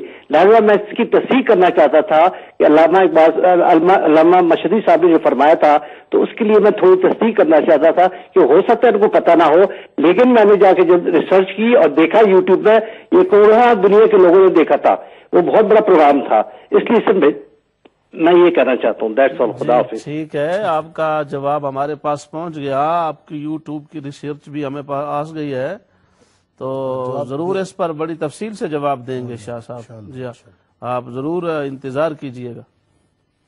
جی حضرت ہمارا اگلا سوال تھا ذوالکفل حسین صاحب نے، فاروق حسین صاحب نے یہ سوال کیا حضرت کہ سید لوگ اپنی بچیوں کی شادی غیر سید فیملیز میں کیوں نہیں کرتے؟ بسم اللہ الرحمن الرحیم۔ یہ جس بھائی نے سوال کیا ہے ان کو شاید احکام شریعت یا فقہ کے بارے میں زیادہ معلومات نہیں ہیں۔ سید کا لفظ جو ہے نا، یہ یہاں بولنا کہ وہ رشتہ نہیں کرتے، یہ درست نہیں ہے۔ اس کی جگہ آپ کو یہ کہنا چاہیے کہ فاطمی حضرات یا ہاشمی جو ہیں وہ غیر ہاشمی یا غیر قرشی لوگوں میں رشتہ نہیں کرتے، یہ کہنا چاہیے، کیونکہ میں نے پہلے بھی بتا دیا تھا کہ سید کوئی ذات یا اصطلاح نہیں ہے۔ سید کسی ملک میں کہا جاتا ہے، کسی میں شریف کہا جاتا ہے، کسی میں میر کہا جاتا ہے، کسی میں فاطمیین کہا جاتا ہے، تو یہ لفظ فقہ میں بولا بھی نہیں گیا کہ سید نہیں کر سکتے یا سید، وہاں ہاشمی کا لفظ ہے۔ فقہ کے سارے متون میں آپ نور الازا سے لے کر ہدایہ شریف تک چلے جائیں، قاضی خان، فتاوی عالمگیری، جتنے بھی کتابیں ہیں اس کے اندر سید کا لفظ نہیں لکھا ہے، وہاں ہاشمی کا لفظ ہے اور فاطمی کا لفظ لکھا ہوتا ہے۔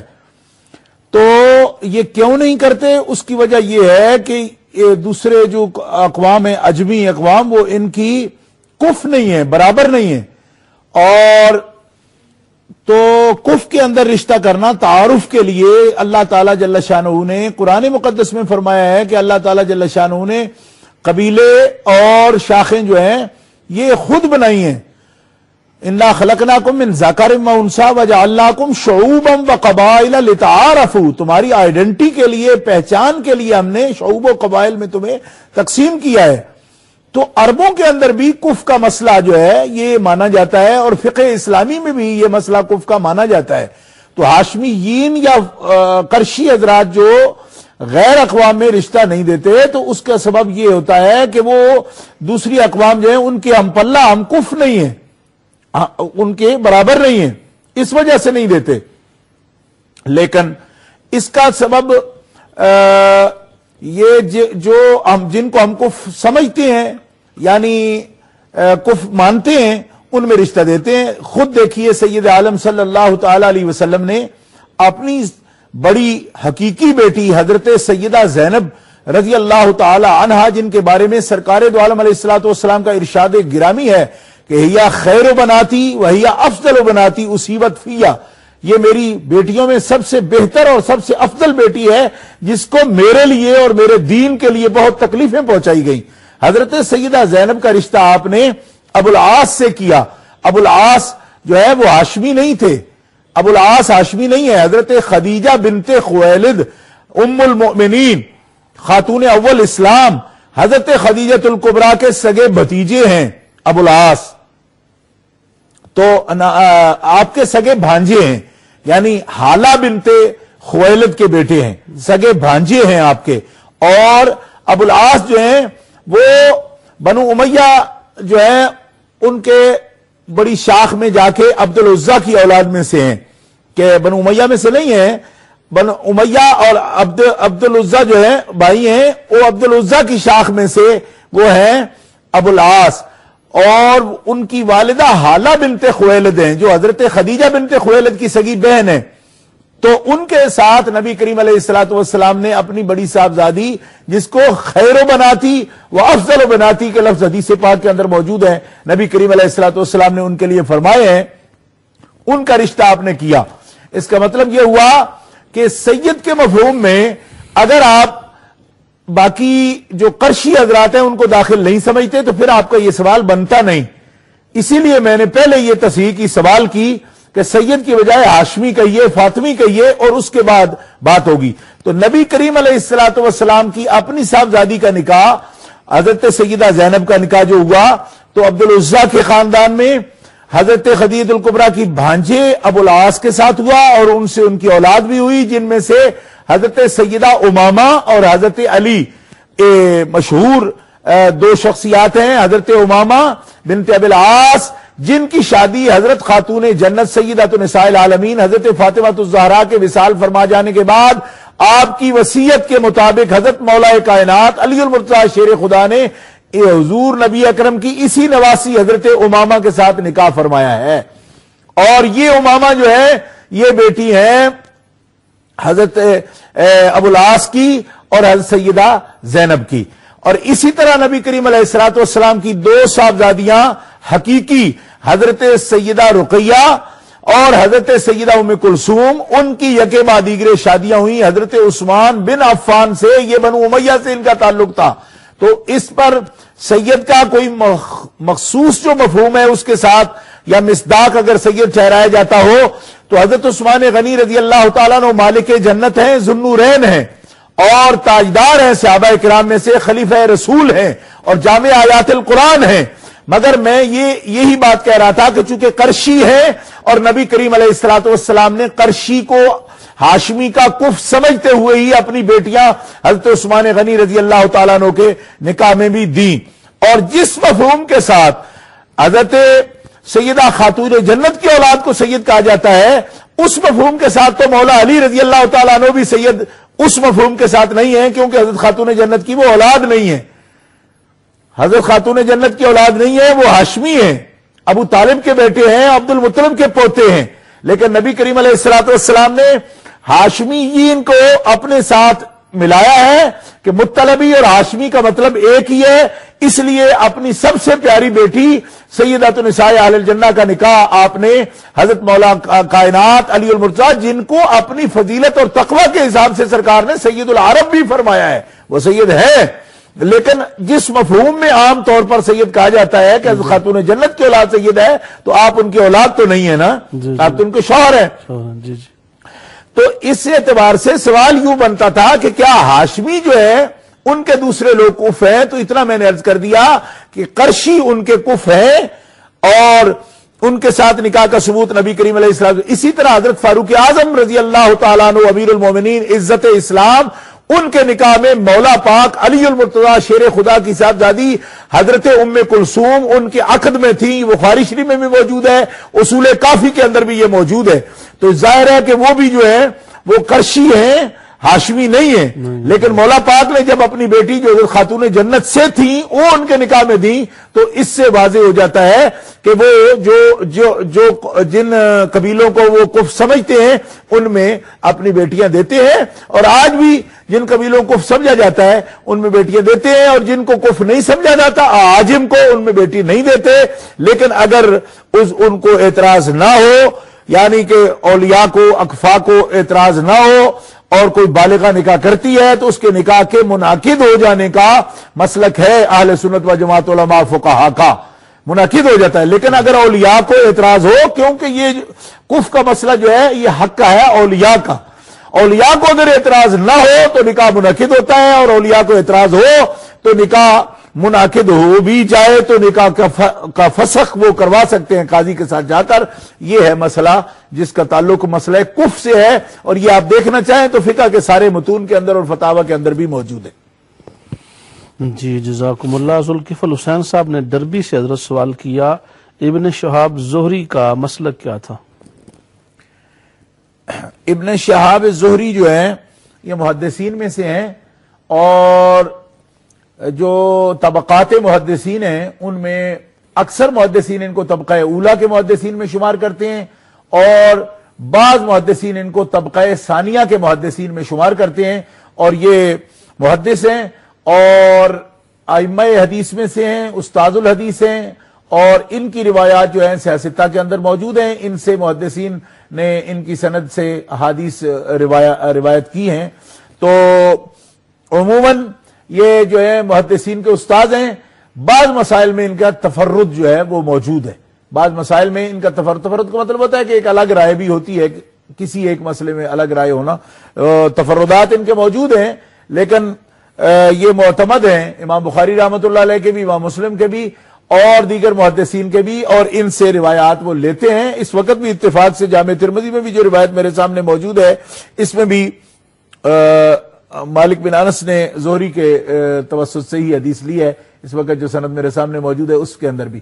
تو طبقہ اولا کے محدثین میں اور بقول بعض محدثین طبقہ ثانیہ کے اول درجے کے محدثین میں ان کا شمار ہوتا ہے۔ جزاکم اللہ۔ محمد عارف صاحب نے پیرس سے حضرت یہ سوال کیا کہ قادیانی کیا ہیں، اور یہ چونکہ ان کا سوال ہے جو صادق صاحب نے جرمنی سے سوال کیا، جی چونکہ وہ بھی اسی سے ریلیٹڈ ہے تو اب دونوں کو ملا کے صادق صاحب نے یہ کہا کہ آپ نے اپنے پچھلے پروگرام میں علامہ اقبال رحمۃ اللہ تعالی علیہ کے بارے میں کہا کہ ان کا قادیانیوں کے بارے میں کوئی نرم گوشہ نہیں تھا، یا وہ تو انہوں نے کہا کہ میں نے یوٹیوب کے کو بات کر رہے تھے، میں نے پڑھا ہے پروگرام تھا تو اس میں پتہ نہیں کس نے کہا کہ جاوید اقبال صاحب نے کہا کہ واقعتاً نہیں وہ بڑے عالم تھے، یا یہ تھا یا وہ تھا، اور ڈاکٹر علامہ محمد اقبال رحمۃ اللہ علیہ ان سے متاثر تھے، اور ان کے بیٹے بھی ان سے تعلیم حاصل کرتے رہے۔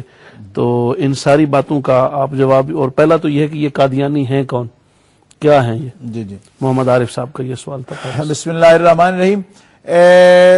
صادق صاحب جنہوں نے یہ سوال کیا ہے، عارف صاحب نے، عارف صاحب قادیانی جو ہے یہ قادیان ایک بستی ہے بٹالہ کے قریب، ضلع گرداسپور مشرقی پنجاب کے اندر، تو اس شہر کی طرف یہ لوگ نسبت کرتے ہیں، اور وہاں ایک مغلوں کے قوم میں ایک بندہ ہوا ہے جس کا نام غلام احمد تھا، جس کو مرزا غلام احمد کہتے ہیں قادیانی، تو اس قادیان کا رہنے والا تھا، تو اس وجہ سے ان کو قادیانی کہتے ہیں۔ اور مرزا غلام احمد جو ہیں اس کی کتابوں کا حوالہ جات ہم نے پیش کیے تھے کہ مرزا غلام احمد نے نبوت کا دعویٰ کیا، کہ نبی ہونے کا دعویٰ کیا، اور آج اس بات کو ثبوت کی ضرورت اس لیے نہیں ہے کہ اجرائے نبوت پر اور نبی ہونے پر وہ لوگ بڑے مصر ہیں، اور یہاں برطانیہ کے ماحول میں وہ بڑی جرت محسوس کرتے ہیں کہ ہمیں کوئی اس بارے میں دقت نہیں ہے، لہذا وہ ہر روز اس بات کو اعادہ کرتے رہتے ہیں اپنے ٹی وی کے اوپر بھی بیٹھ کر کے وہ نبی بھی ہیں رسول بھی ہیں، کیونکہ مرزا غلام احمد جو ہے وہ یہ کہتا ہے کہ نبی رسول میں کوئی فرق نہیں ہے، یہ اس کی تعلیمات میں حقیقت الوحی میں باقی کتابوں میں یہ بات موجود ہے کہ نبی رسول میں کوئی فرق نہیں سمجھتا، اور نبوت کا بھی رسالت کا بھی دعوے دار ہے، لیکن آج کل ان کا جو زور ہے زیادہ وہ مہدی اور مسیح موعود کے لفظوں پر ہوتا ہے، یہ بات وہ زیادہ تر کہتے ہیں، لیکن مستقل وہ نبوت اور اجرائے نبوت یہ ان کا پسندیدہ موضوع ہے، اور وہ یہ کہتے ہیں کہ وہ مستقل نبی ہیں، مستقل رسول ہیں، بلکہ وہ صاحب وحی اور صاحب کتاب بھی سمجھتے ہیں. حتیٰ کہ پچھلے پروگرام میں کسی سائل نے پیٹر برا سے یہ بھی کہا تھا کہ میرے انٹرویو کے بارے میں جو مسٹر مارک نے لیا تھا کہ جہاد کے بارے میں شاید ہم نے بھی بڑی دیر کے بعد اس بات کو سمجھا جو کہ مرزا صاحب بہت پہلے کہہ گئے تھے. تو وہ اس کا اشارہ بھی اسی طرف تھا کہ مرزا غلام احمد یہ کہتا ہے کہ میری جو وحی اتری ہے اس کے اندر دین محمدی کے بعض احکام کو منسوخ کرنے کا بھی رب نے مجھے حکم دیا ہے. ان میں سے جہاد ایسا ہی حکم ہے کہ جس کو میری وحی نے محمدی وحی میں سے یعنی سرکار دو عالم علیہ السلام کی وحی میں سے جو جہاد کا حکم تھا جو مجھ پہ وحی اترتی ہے اس میں وہ حکم منسوخ کر دیا گیا. یعنی میرے پاس ایسی وحی بھی آئی ہے جس نے رسول اللہ کی وحی کو بھی منسوخ کر دیا ہے. یعنی بسا اوقات ان کے مربی وغیرہ یہ کہہ دیتے ہیں کہ ذلی ہے، بروزی ہے، زیر سایہ ہے، متبع ہے، لیکن یہ باتیں بھی وہ ہیں جو ہاتھی کے دانت دکھانے کے اور کھانے کے اور، کیونکہ وہ اس بات کا بھی دعوے دار ہے کہ میں تو مستقل رسول ہوں اور میرے پاس ایسی وحی آتی ہے جس نے محمد رسول اللہ کی وحی کو منسوخ بھی کیا ہے. اب منسوخ جو کر سکتی ہے وحی تو بڑی مستقل وحی کا دعوے دار ہے، اور یہ اس کی کتاب میں موجود ہے یہ بات بالکل واضح طور پر. تو ہم نے جہاد کی کوئی منسوخی کی نہ تائید کی ہے اور نہ ہم منسوخ سمجھتے ہیں. ہم نے جو بات کی تھی انٹرویو کے اندر بھی مسٹر مارک سے جو بات میں نے کی تھی اس کو اصل میں ہوتا یہی ہے کہ لوگ جو سننے والے ہوتے ہیں نا تو اپنی منشا کے مطابق جو چیز کشید کرنا چاہیں کھینچنا چاہیں وہ کھینچ لی اور جو چھوڑنا چاہیں چھوڑ دی. جیسے لا تقربوا الصلاۃ وانتم سکارا سے کوئی آدمی انتم سکارا چھوڑ دے، لا تقربوا الصلاۃ نماز کے قریب نہ جاؤ، تو اب اس کو دلیل بنا لے. میں نے یہ کہا تھا کہ جہاد میں اور دہشت گردی میں فرق ہے. جہاد کی جو شرائط ہے ان کے مطابق جہاد ہوتا ہے، اب بھی ہو سکتا ہے اور قیامت تک ہوگا، منسوخ نہیں ہے جی. لیکن یہ بات کشید کرنے کی کوشش انہوں نے خود بخود کی، جہاد کی منسوخی بات نہیں. دہشت گردی کو ہم اس لیے کنڈیم کرتے ہیں کہ ٹیررزم کا تعلق جہاد سے نہیں ہے، کیونکہ جہاد میں جو شرائط ہیں کہ ہر چیز جو ہے ما شرائط پائی جاتی ہے نا، جو چیز مشروط ہے کسی شرط کے ساتھ شرط پائی جائے گی تو ہوگا نا. تو جہاد کے احکام اور اس کے نفاذ اور حدود اللہ کے نفاذ کی طاقت جس ماحول کے ساتھ ہے اور جن شرائط کے ساتھ ہے وہ شرائط اگر مفقود ہوں گی تو وہ مشروط جو ہے اس وقت نہیں پایا جائے گا. ٹیررزم کو جوڑنا جہاد سے اس کے ہم خلاف ہیں. کیوں؟ یہ کسی امیر کے جھنڈے کے تحت نہیں ہے، یہ کوئی ٹروپ اور گروپ خود کھڑے ہو جائیں اور ایک کام کو جو ہے نا وہ پورے عالم اسلام کو اور پوری مسلم دنیا کو خطرے میں ڈالیں اور کوئی اقدام کر دیں اور اس کو کہہ دیں کہ ہم جہاد کر رہے ہیں، یہ شرائط کے خلاف ہے. باقی رہ گیا کہ جہاد مستقل منسوخ ہو گیا ہے، یہ آپ کو مبارک ہو، یہ قادیانیوں کا مذہب ہے اور انہوں نے یہ کہا ہے کہ ہم نے یہ وہی تو رسول اللہ کی جو ہے جہاد والی وہ بھی منسوخ کر دی ہے. اس کو ملا کے بات کرنا یہ وہی ایک میں کہتا ہوں کہ تلبیس کا کام ہے جو پہلے ہی ان کے ذمے ہے اور وہ کرتے ہیں. اب میں نے تعارف میں آپ کو بتایا تھا کہ یہ اسلام کے متوازی ایک عقیدہ ہے، یعنی مقابل ایک اپوزٹ پورا ایک عقیدہ گھڑا گیا ہے. یہ ہے عارف صاحب قادیانیت، جو ایک نئی نبوت اور جو یہ عقیدہ رکھے وہ مسلمان نہیں ہے. کس طرح مسلمان ہو سکتا ہے؟ کیونکہ اسلام کے اندر جو ہے کسی نئی نبوت کے لیے کوئی گنجائش نہیں ہے. یہ قطعی و یقینی اصول ہے کہ ہمارے پیارے آقا جناب محمد الرسول اللہ صلی اللہ علیہ وسلم آخری اللہ کے نبی اور رسول ہیں، اور آپ کے بعد وہی جو ہے وہ منقطع ہو گئی. یہ خود قادیانی بھی پہلے جب اس کی کتابوں کے اندر بھی یہ بات موجود لکھی ہوئی موجود ہے، وہ خود مانتا ہے اس بات کا کہ خاتم کا معنی کا مطلب یہ ہے کہ وہی جو ہے منقطع ہو گئی ہے، ختم ہو گئی ہے. اور نبی پاک علیہ السلام خود واضح فرماتے ہیں کہ لا نبی آبادی ولا رسول آبادی، میرے بعد نہ کوئی نبی آئے گا. اور اس میں حضرت اس نے ایک اور بڑا جھانسا دینے کی اسی سوال میں کوشش کی تھی کہ قادیانی اور وہ جیسے آپ نے کہا کافروں کے ساتھ بھی اچھا سلوک اور ان کا بھی حق اور یہ وہ، تو اس پر بھی آپ ضرور بات فرمائیں. بھی اس کا مطلب یہ ہے بھی وہ اپنے آپ کو قادیانی تو اپنے آپ کو کافر کہتے ہی نہیں ہے. کافر اگر کہہ لیں تو پھر تو وہ اپنے آپ کو تو وہ کافر سمجھتے ہی نہیں ہے. اصل میں وہ حوالہ رہ گیا تھا، وہ سوال آج اصل میں ابتدا میں ہونے والا تھا. انہوں نے میری اس انٹرویو میں جو بات میں نے کی کہ خالد بن ولید رضی اللہ تعالیٰ عنہ کو سرکار دو عالم علیہ السلام نے فرمایا خالد کیا تو نے اس کے اندر جھانک کر دیکھ لیا؟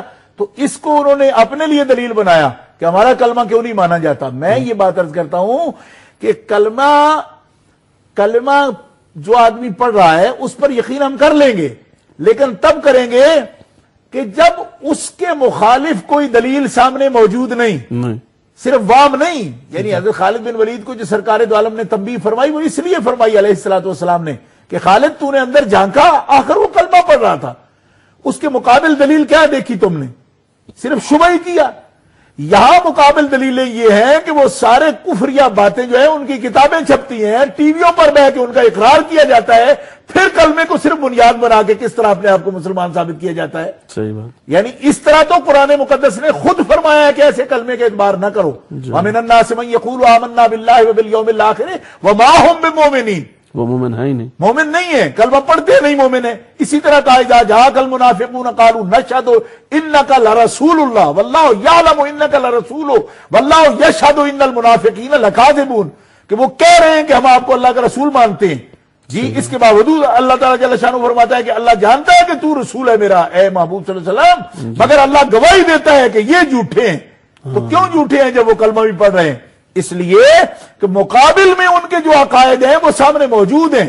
اب ایک آدمی صرف کلمے کو جو ہے ایک نشان بنا کے اور سلوگن بنا کے پھرتا ہے کہ میں کلمہ پڑھتا ہوں تو میں مسلمان ہوں، تو لازم ہے کہ سب اصول دین کا بھی اقرار بھی کرے اور ثبوت بھی پیش کرے کہ وہ اصول دین پر ایمان رکھتا ہے. اس کے مقابل عقائد جب وہ کھلے عام ڈنکے کی چوٹ بیان کر رہا ہو، پھر اصول دین کا انکار کرنے سے بندہ دین اسلام سے نکل جاتا ہے، اور پھر کلمے کو صرف ایک سلوگن کے طور پر، نعرے کے طور پر استعمال کرتا ہو، تو پھر کس طرح جوڑ سکتا ہے ایسی باتوں کے ساتھ اپنے آپ کو؟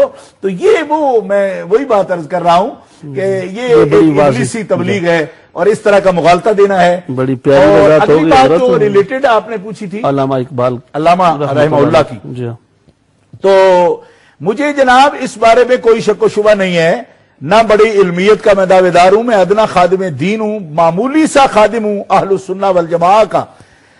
آپ نے جو دیکھا صرف انٹرنیٹ سے دیکھا، اور آپ کہہ رہے ہیں اور انٹرنیٹ جو ہے اس پر جو ہے جو رتب و یابس کو بھر دیتا ہے تو آ جاتا ہے.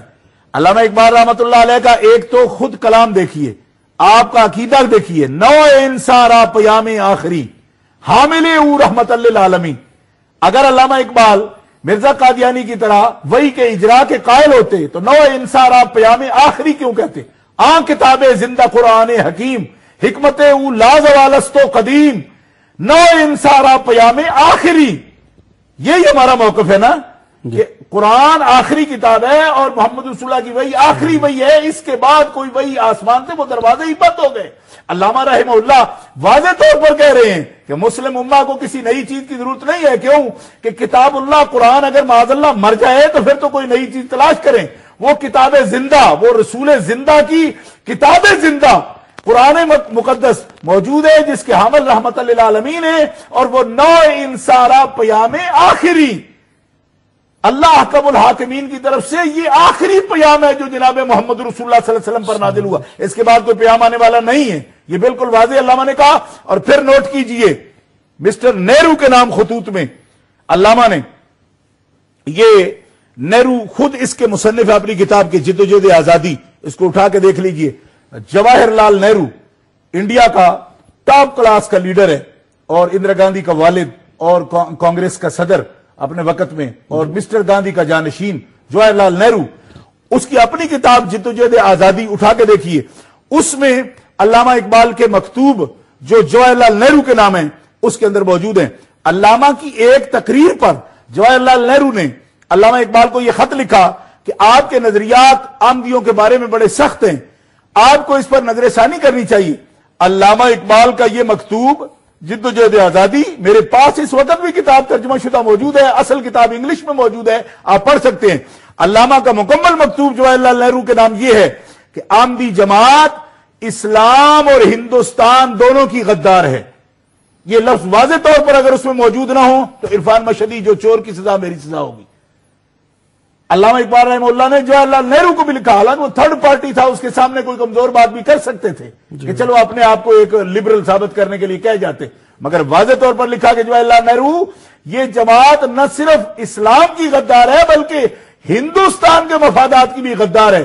اور جس ماحول میں انہوں نے یہ بات کہی اس کو بھی آپ بخوبی سمجھ سکتے ہیں کہ اس نبوت کا جو نئی جھوٹی نبوت کو کاش کرنے والے لوگ کون تھے جن کے مفادات کے لیے یہ بندہ کام کرتا تھا کہ علامہ کو یہ کہنا پڑا کہ یہ اس کے غدار. پھر یہ علامہ کا خطبہ میں نے اس وقت بھی کہا تھا خطبات میں، نذیر نیازی صاحب نے اس کو نقل کیا ہے، اس کو وہ اجمی اسرائیل قرار دیتے ہیں اور اسلام کے خلاف ایک متوازی مذہب قرار دیتے ہیں. یہ علامہ اقبال کے واضح خطاب موجود ہے.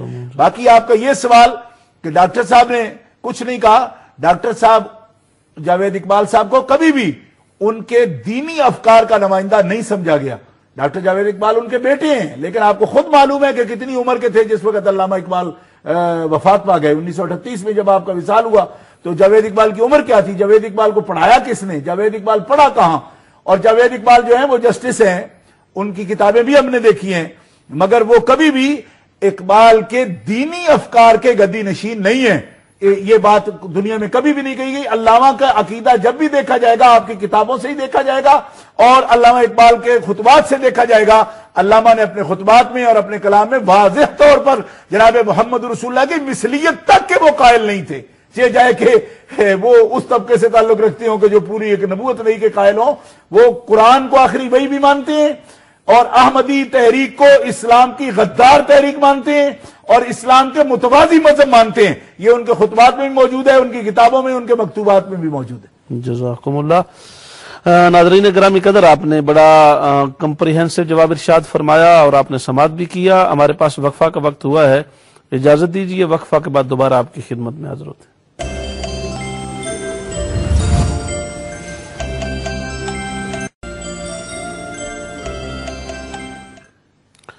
بسم اللہ الرحمن الرحیم. ویلکم بیک ناظرین گرامی قدر. وقفہ کے بعد دوبارہ پروگرام میں آپ کو خوش آمدید کہتے ہیں.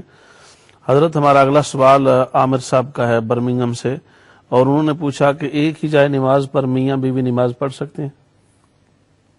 بالکل، ایک جائے نماز پر سارا خاندان بھی پڑھ سکتا ہے. جی جائے نماز پر تو کوئی حرج نہیں ہے. البتہ یہ ہے کہ وہ کس طرح پڑھ رہے ہیں یہ انہوں نے نہیں پوچھا. جی جی، یعنی کہ بالکل ساتھ ساتھ پڑھ رہے ہیں جی، تو اس میں تھوڑا فرق رکھیں. تو یعنی بالکل ساتھ کھڑے نہ ہوں. اگر میاں بیوی ہے تو نماز میں خشوع بھی نہیں رہتا نا، خشوع بھی نہیں رہتا. تو یہ ٹھیک نہیں ہے.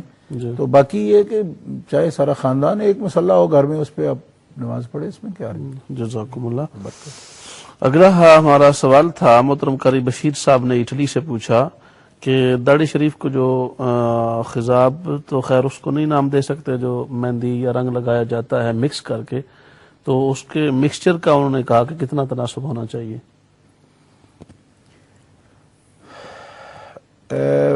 یہ مسئلہ ایسا ہے جی کہ جو سیاہ خضاب ہے نا اس پر وعید ہے، احادیث شریفہ میں آئی ہے. لہذا رنگ ہی ہے یہ، اور رنگ مہندی کا اور براؤن کوئی بھی وہ اس میں سے نظر آئے تو یہ تناسب کافی ہے. ایک رنگ سیاہ نظر نہ آئے، اس میں دوسرا رنگ جو ہے وہ واضح طور پر نظر آنا چاہیے. براؤن ہو تو کبھی کبھی ایسا ہوتا ہے کہ براؤن، ڈارک براؤن جو رنگ ہوتا ہے وہ ابتدا میں اس کی چمک سیاہ کی زیادہ تر ہوتی ہے، لیکن جس پہ یقیناً ڈارک براؤن ہی لکھا گیا ہے تو وہ ڈارک براؤن ہی ہے. جب کمپنی بھی اس کو ڈارک براؤن کر کے ہی بیچ رہی ہے تو اس کو براؤن ہی کہا جائے گا جب اس کا نام ہی براؤن ہے. تو اس طرح دیکھا جائے گا کہ اگر بالوں میں سے براؤن رنگ جھلکتا ہو تو یا مہندی کا رنگ جھلکتا ہو تو پھر یہ تناسب ٹھیک ہے. جی جزاکم اللہ. ملک ستار صاحب نے نیو کیسل سے پوچھا کہ یہ کچھ ٹی وی ایسے ہیں جن پر کارڈ دکھائے جاتے ہیں اور ان کے بارے میں قسمت کا حال بتایا جاتا ہے، تو اس پر آپ کیا فرماتے ہیں؟ جہاں تک دینی بات کا تعلق ہے وہ تو یہ ہے ملک صاحب کہ اللہ احکم الحاکمین جل وعلا ہی غیب جانتا ہے، اور اللہ احکم الحاکمین غیب کا مالک ہے، اور وہ اپنے غیب پر انبیاء کرام رسول اعظام اور ان کے اتباع میں جو اولیاء کاملین ہیں ان کو اس کا علم حاصل ہو سکتا ہے، جیسا کہ قرآن مقدس کی شہادت موجود ہے. تقدیر کی باتیں، یہ سب باتیں اس میں اللہ احکم الحاکمین جل وعلا کے علم میں ہی یہ بات ہے، اور اس کے بتانے سے پھر انبیاء کرام رسول اعظام ان کو پتا ہوتا ہے. یہ ہمارا اہل سنہ کا عقیدہ ہے، اہل اسلام کا عقیدہ ہے، یہ قرآن کا عقیدہ ہے. عالم الغیب فلا یظہر علی غیبہ احدا الا من ارتضی من رسول ما کان اللہ لیطلعکم علی الغیب ولکن اللہ یجتبی من رسلہ من یشاء وما هو علی الغیب بضنین. مختلف مقامات سے یہ آیتیں، ترتیب تو نہیں ہے اس طرح لیکن جلدی میں پڑھ رہا ہوں. عقیدہ ہمارا یہی ہے کہ جو کچھ اللہ نے مقدر فرمایا ہے وہی ہوگا.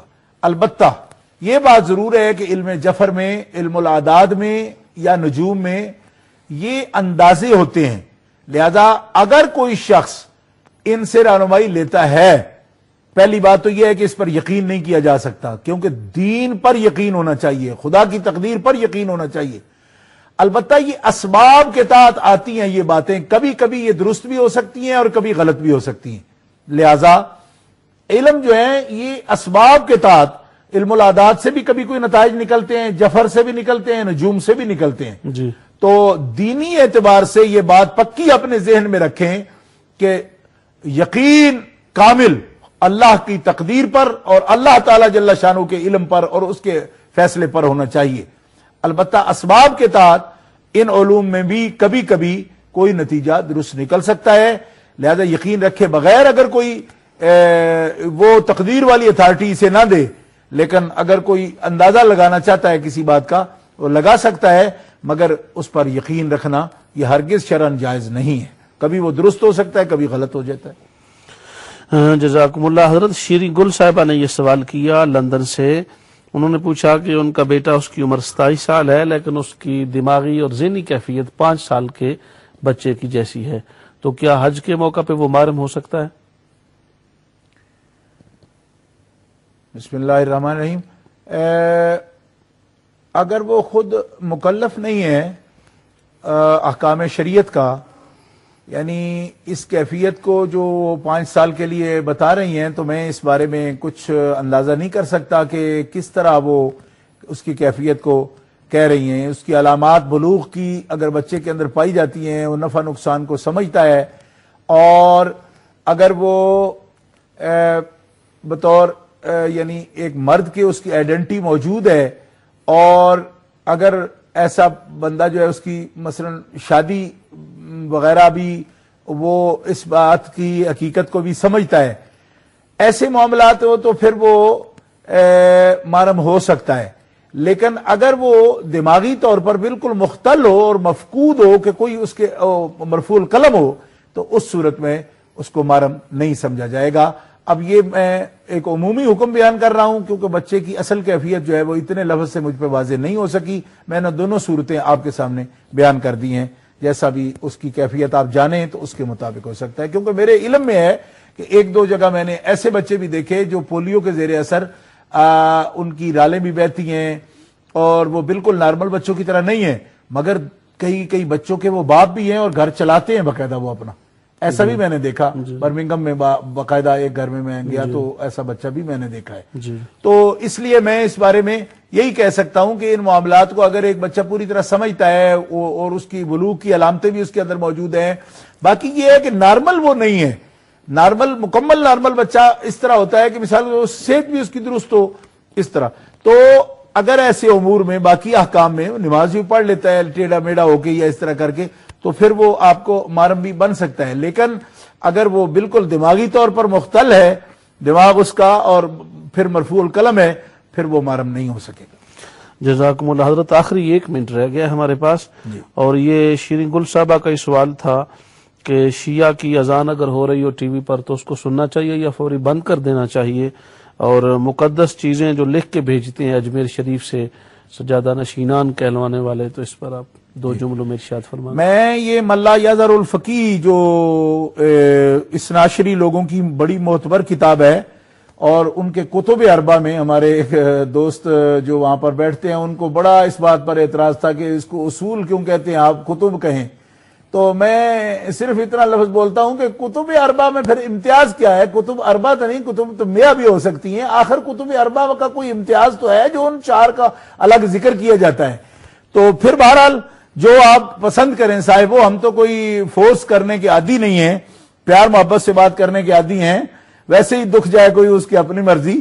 ملا یظہر الفقی میں یہ عبارت موجود ہے، جلد نمبر 1 ہے، صفحہ نمبر 88 پر یہ عبارت آپ دیکھ سکتے ہیں، 88 صفحے پر، کہ پوری اذان جو کچھ آج اہل اسلام دیتے ہیں رائج ہے یہی کہہ کے امام جعفر صادق رضی اللہ تعالی عنہ جو امام الائمہ ہیں اہل بیت اطہار میں بڑی عظیم قدر والی ہستی ہیں ہمارے جد مکرم ہیں آپ نے فرمایا ھذا هو الاذان الصحیح لا یزاد فیہ ولا ینقص منہ والمفوضۃ لعنہم اللہ قد وضعوا اخبارا وزادوا فی الاذان کیا زیادہ کر دیا انہوں نے کہ ان علی ولی اللہ امیر المومنین وانہ امیر المومنین حقا ولکن لیس ذلک فی اصل الاذان یہ ملا یادر الفقی میں یہ جناب قمی صاحب نے لکھا ہے اور جلد نمبر 1 ہے صفحہ نمبر 88 اور امام پاک امام حمام امام جعفر صادق جو امام اعظم ابو حنیفہ کے بھی استاد ہیں الحمدللہ انہوں نے یہ لکھا ہے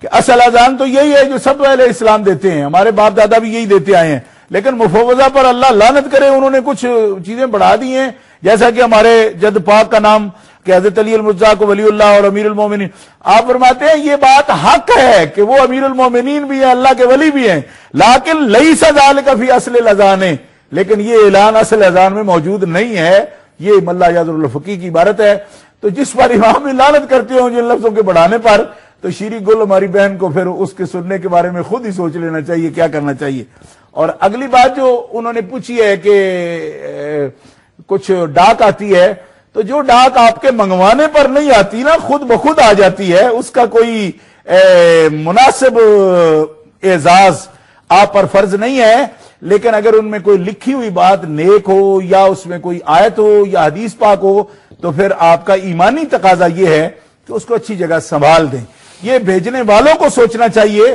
کہ جب لوگ اتنے تنگ ہوں تو وہ کس طرح تسلسل کے ساتھ ڈاک بھیجے چلے جا رہے ہیں تو میری ان سے یہ درخواست ہے وہ بھی ہمارے محترم لوگ ہیں مگر میری ان سے یہ درخواست ہے اگر ان میں سے یا ان کا کوئی نمائندہ سن رہا ہو کہ جب لوگ اس ڈاک سے اتنے پریشان ہیں تو ڈاک جو ہے مکتوب الہ کی حالت دیکھ کر ہی بھیجنی چاہیے کہ وہ لوگ تو اس کے یعنی ڈسٹرائے کرنے کے بارے میں بھی سوچ رہے ہیں کہ ہم اس سے نمٹے کس طرح کریں اور یہاں اس ملک میں بالکل شاہ صاحب نے صحیح فرمایا بڑا مسئلہ ہے اس طرح کے پاکیزہ اوراق کو ڈسپوز آف کرنا بھی بہت مسئلہ ہے تو اس لیے یہ احتیاط ضروری ہے ہمارے پروگرام کا وقت ناظرین گرامی قدر ختم ہو گیا ہے میں پروگرام کے اختتام پر اپنے معزز مہمان محترم المقام سید محمد عرفان مشہدی دامت برکاتہم القدسیہ حضرت آپ کا انتہائی شکریہ آپ تشریف فرما ہوئے آپ کا مشکور ہوں اپنے ناظرین و ناظرات کو معزوز فرمایا اس کے ساتھ ہی ہمارے کیمرہ مین کنٹرول پینل کے احباب اما چینل کی پوری ٹیم کا بھی شکریہ آپ ناظرین و ناظرات کا بھی انتہائی شکریہ اگلے پروگرام تک کے لیے اپنے میزبان خورشید عالم کو اجازت دیجیے اللہ حافظ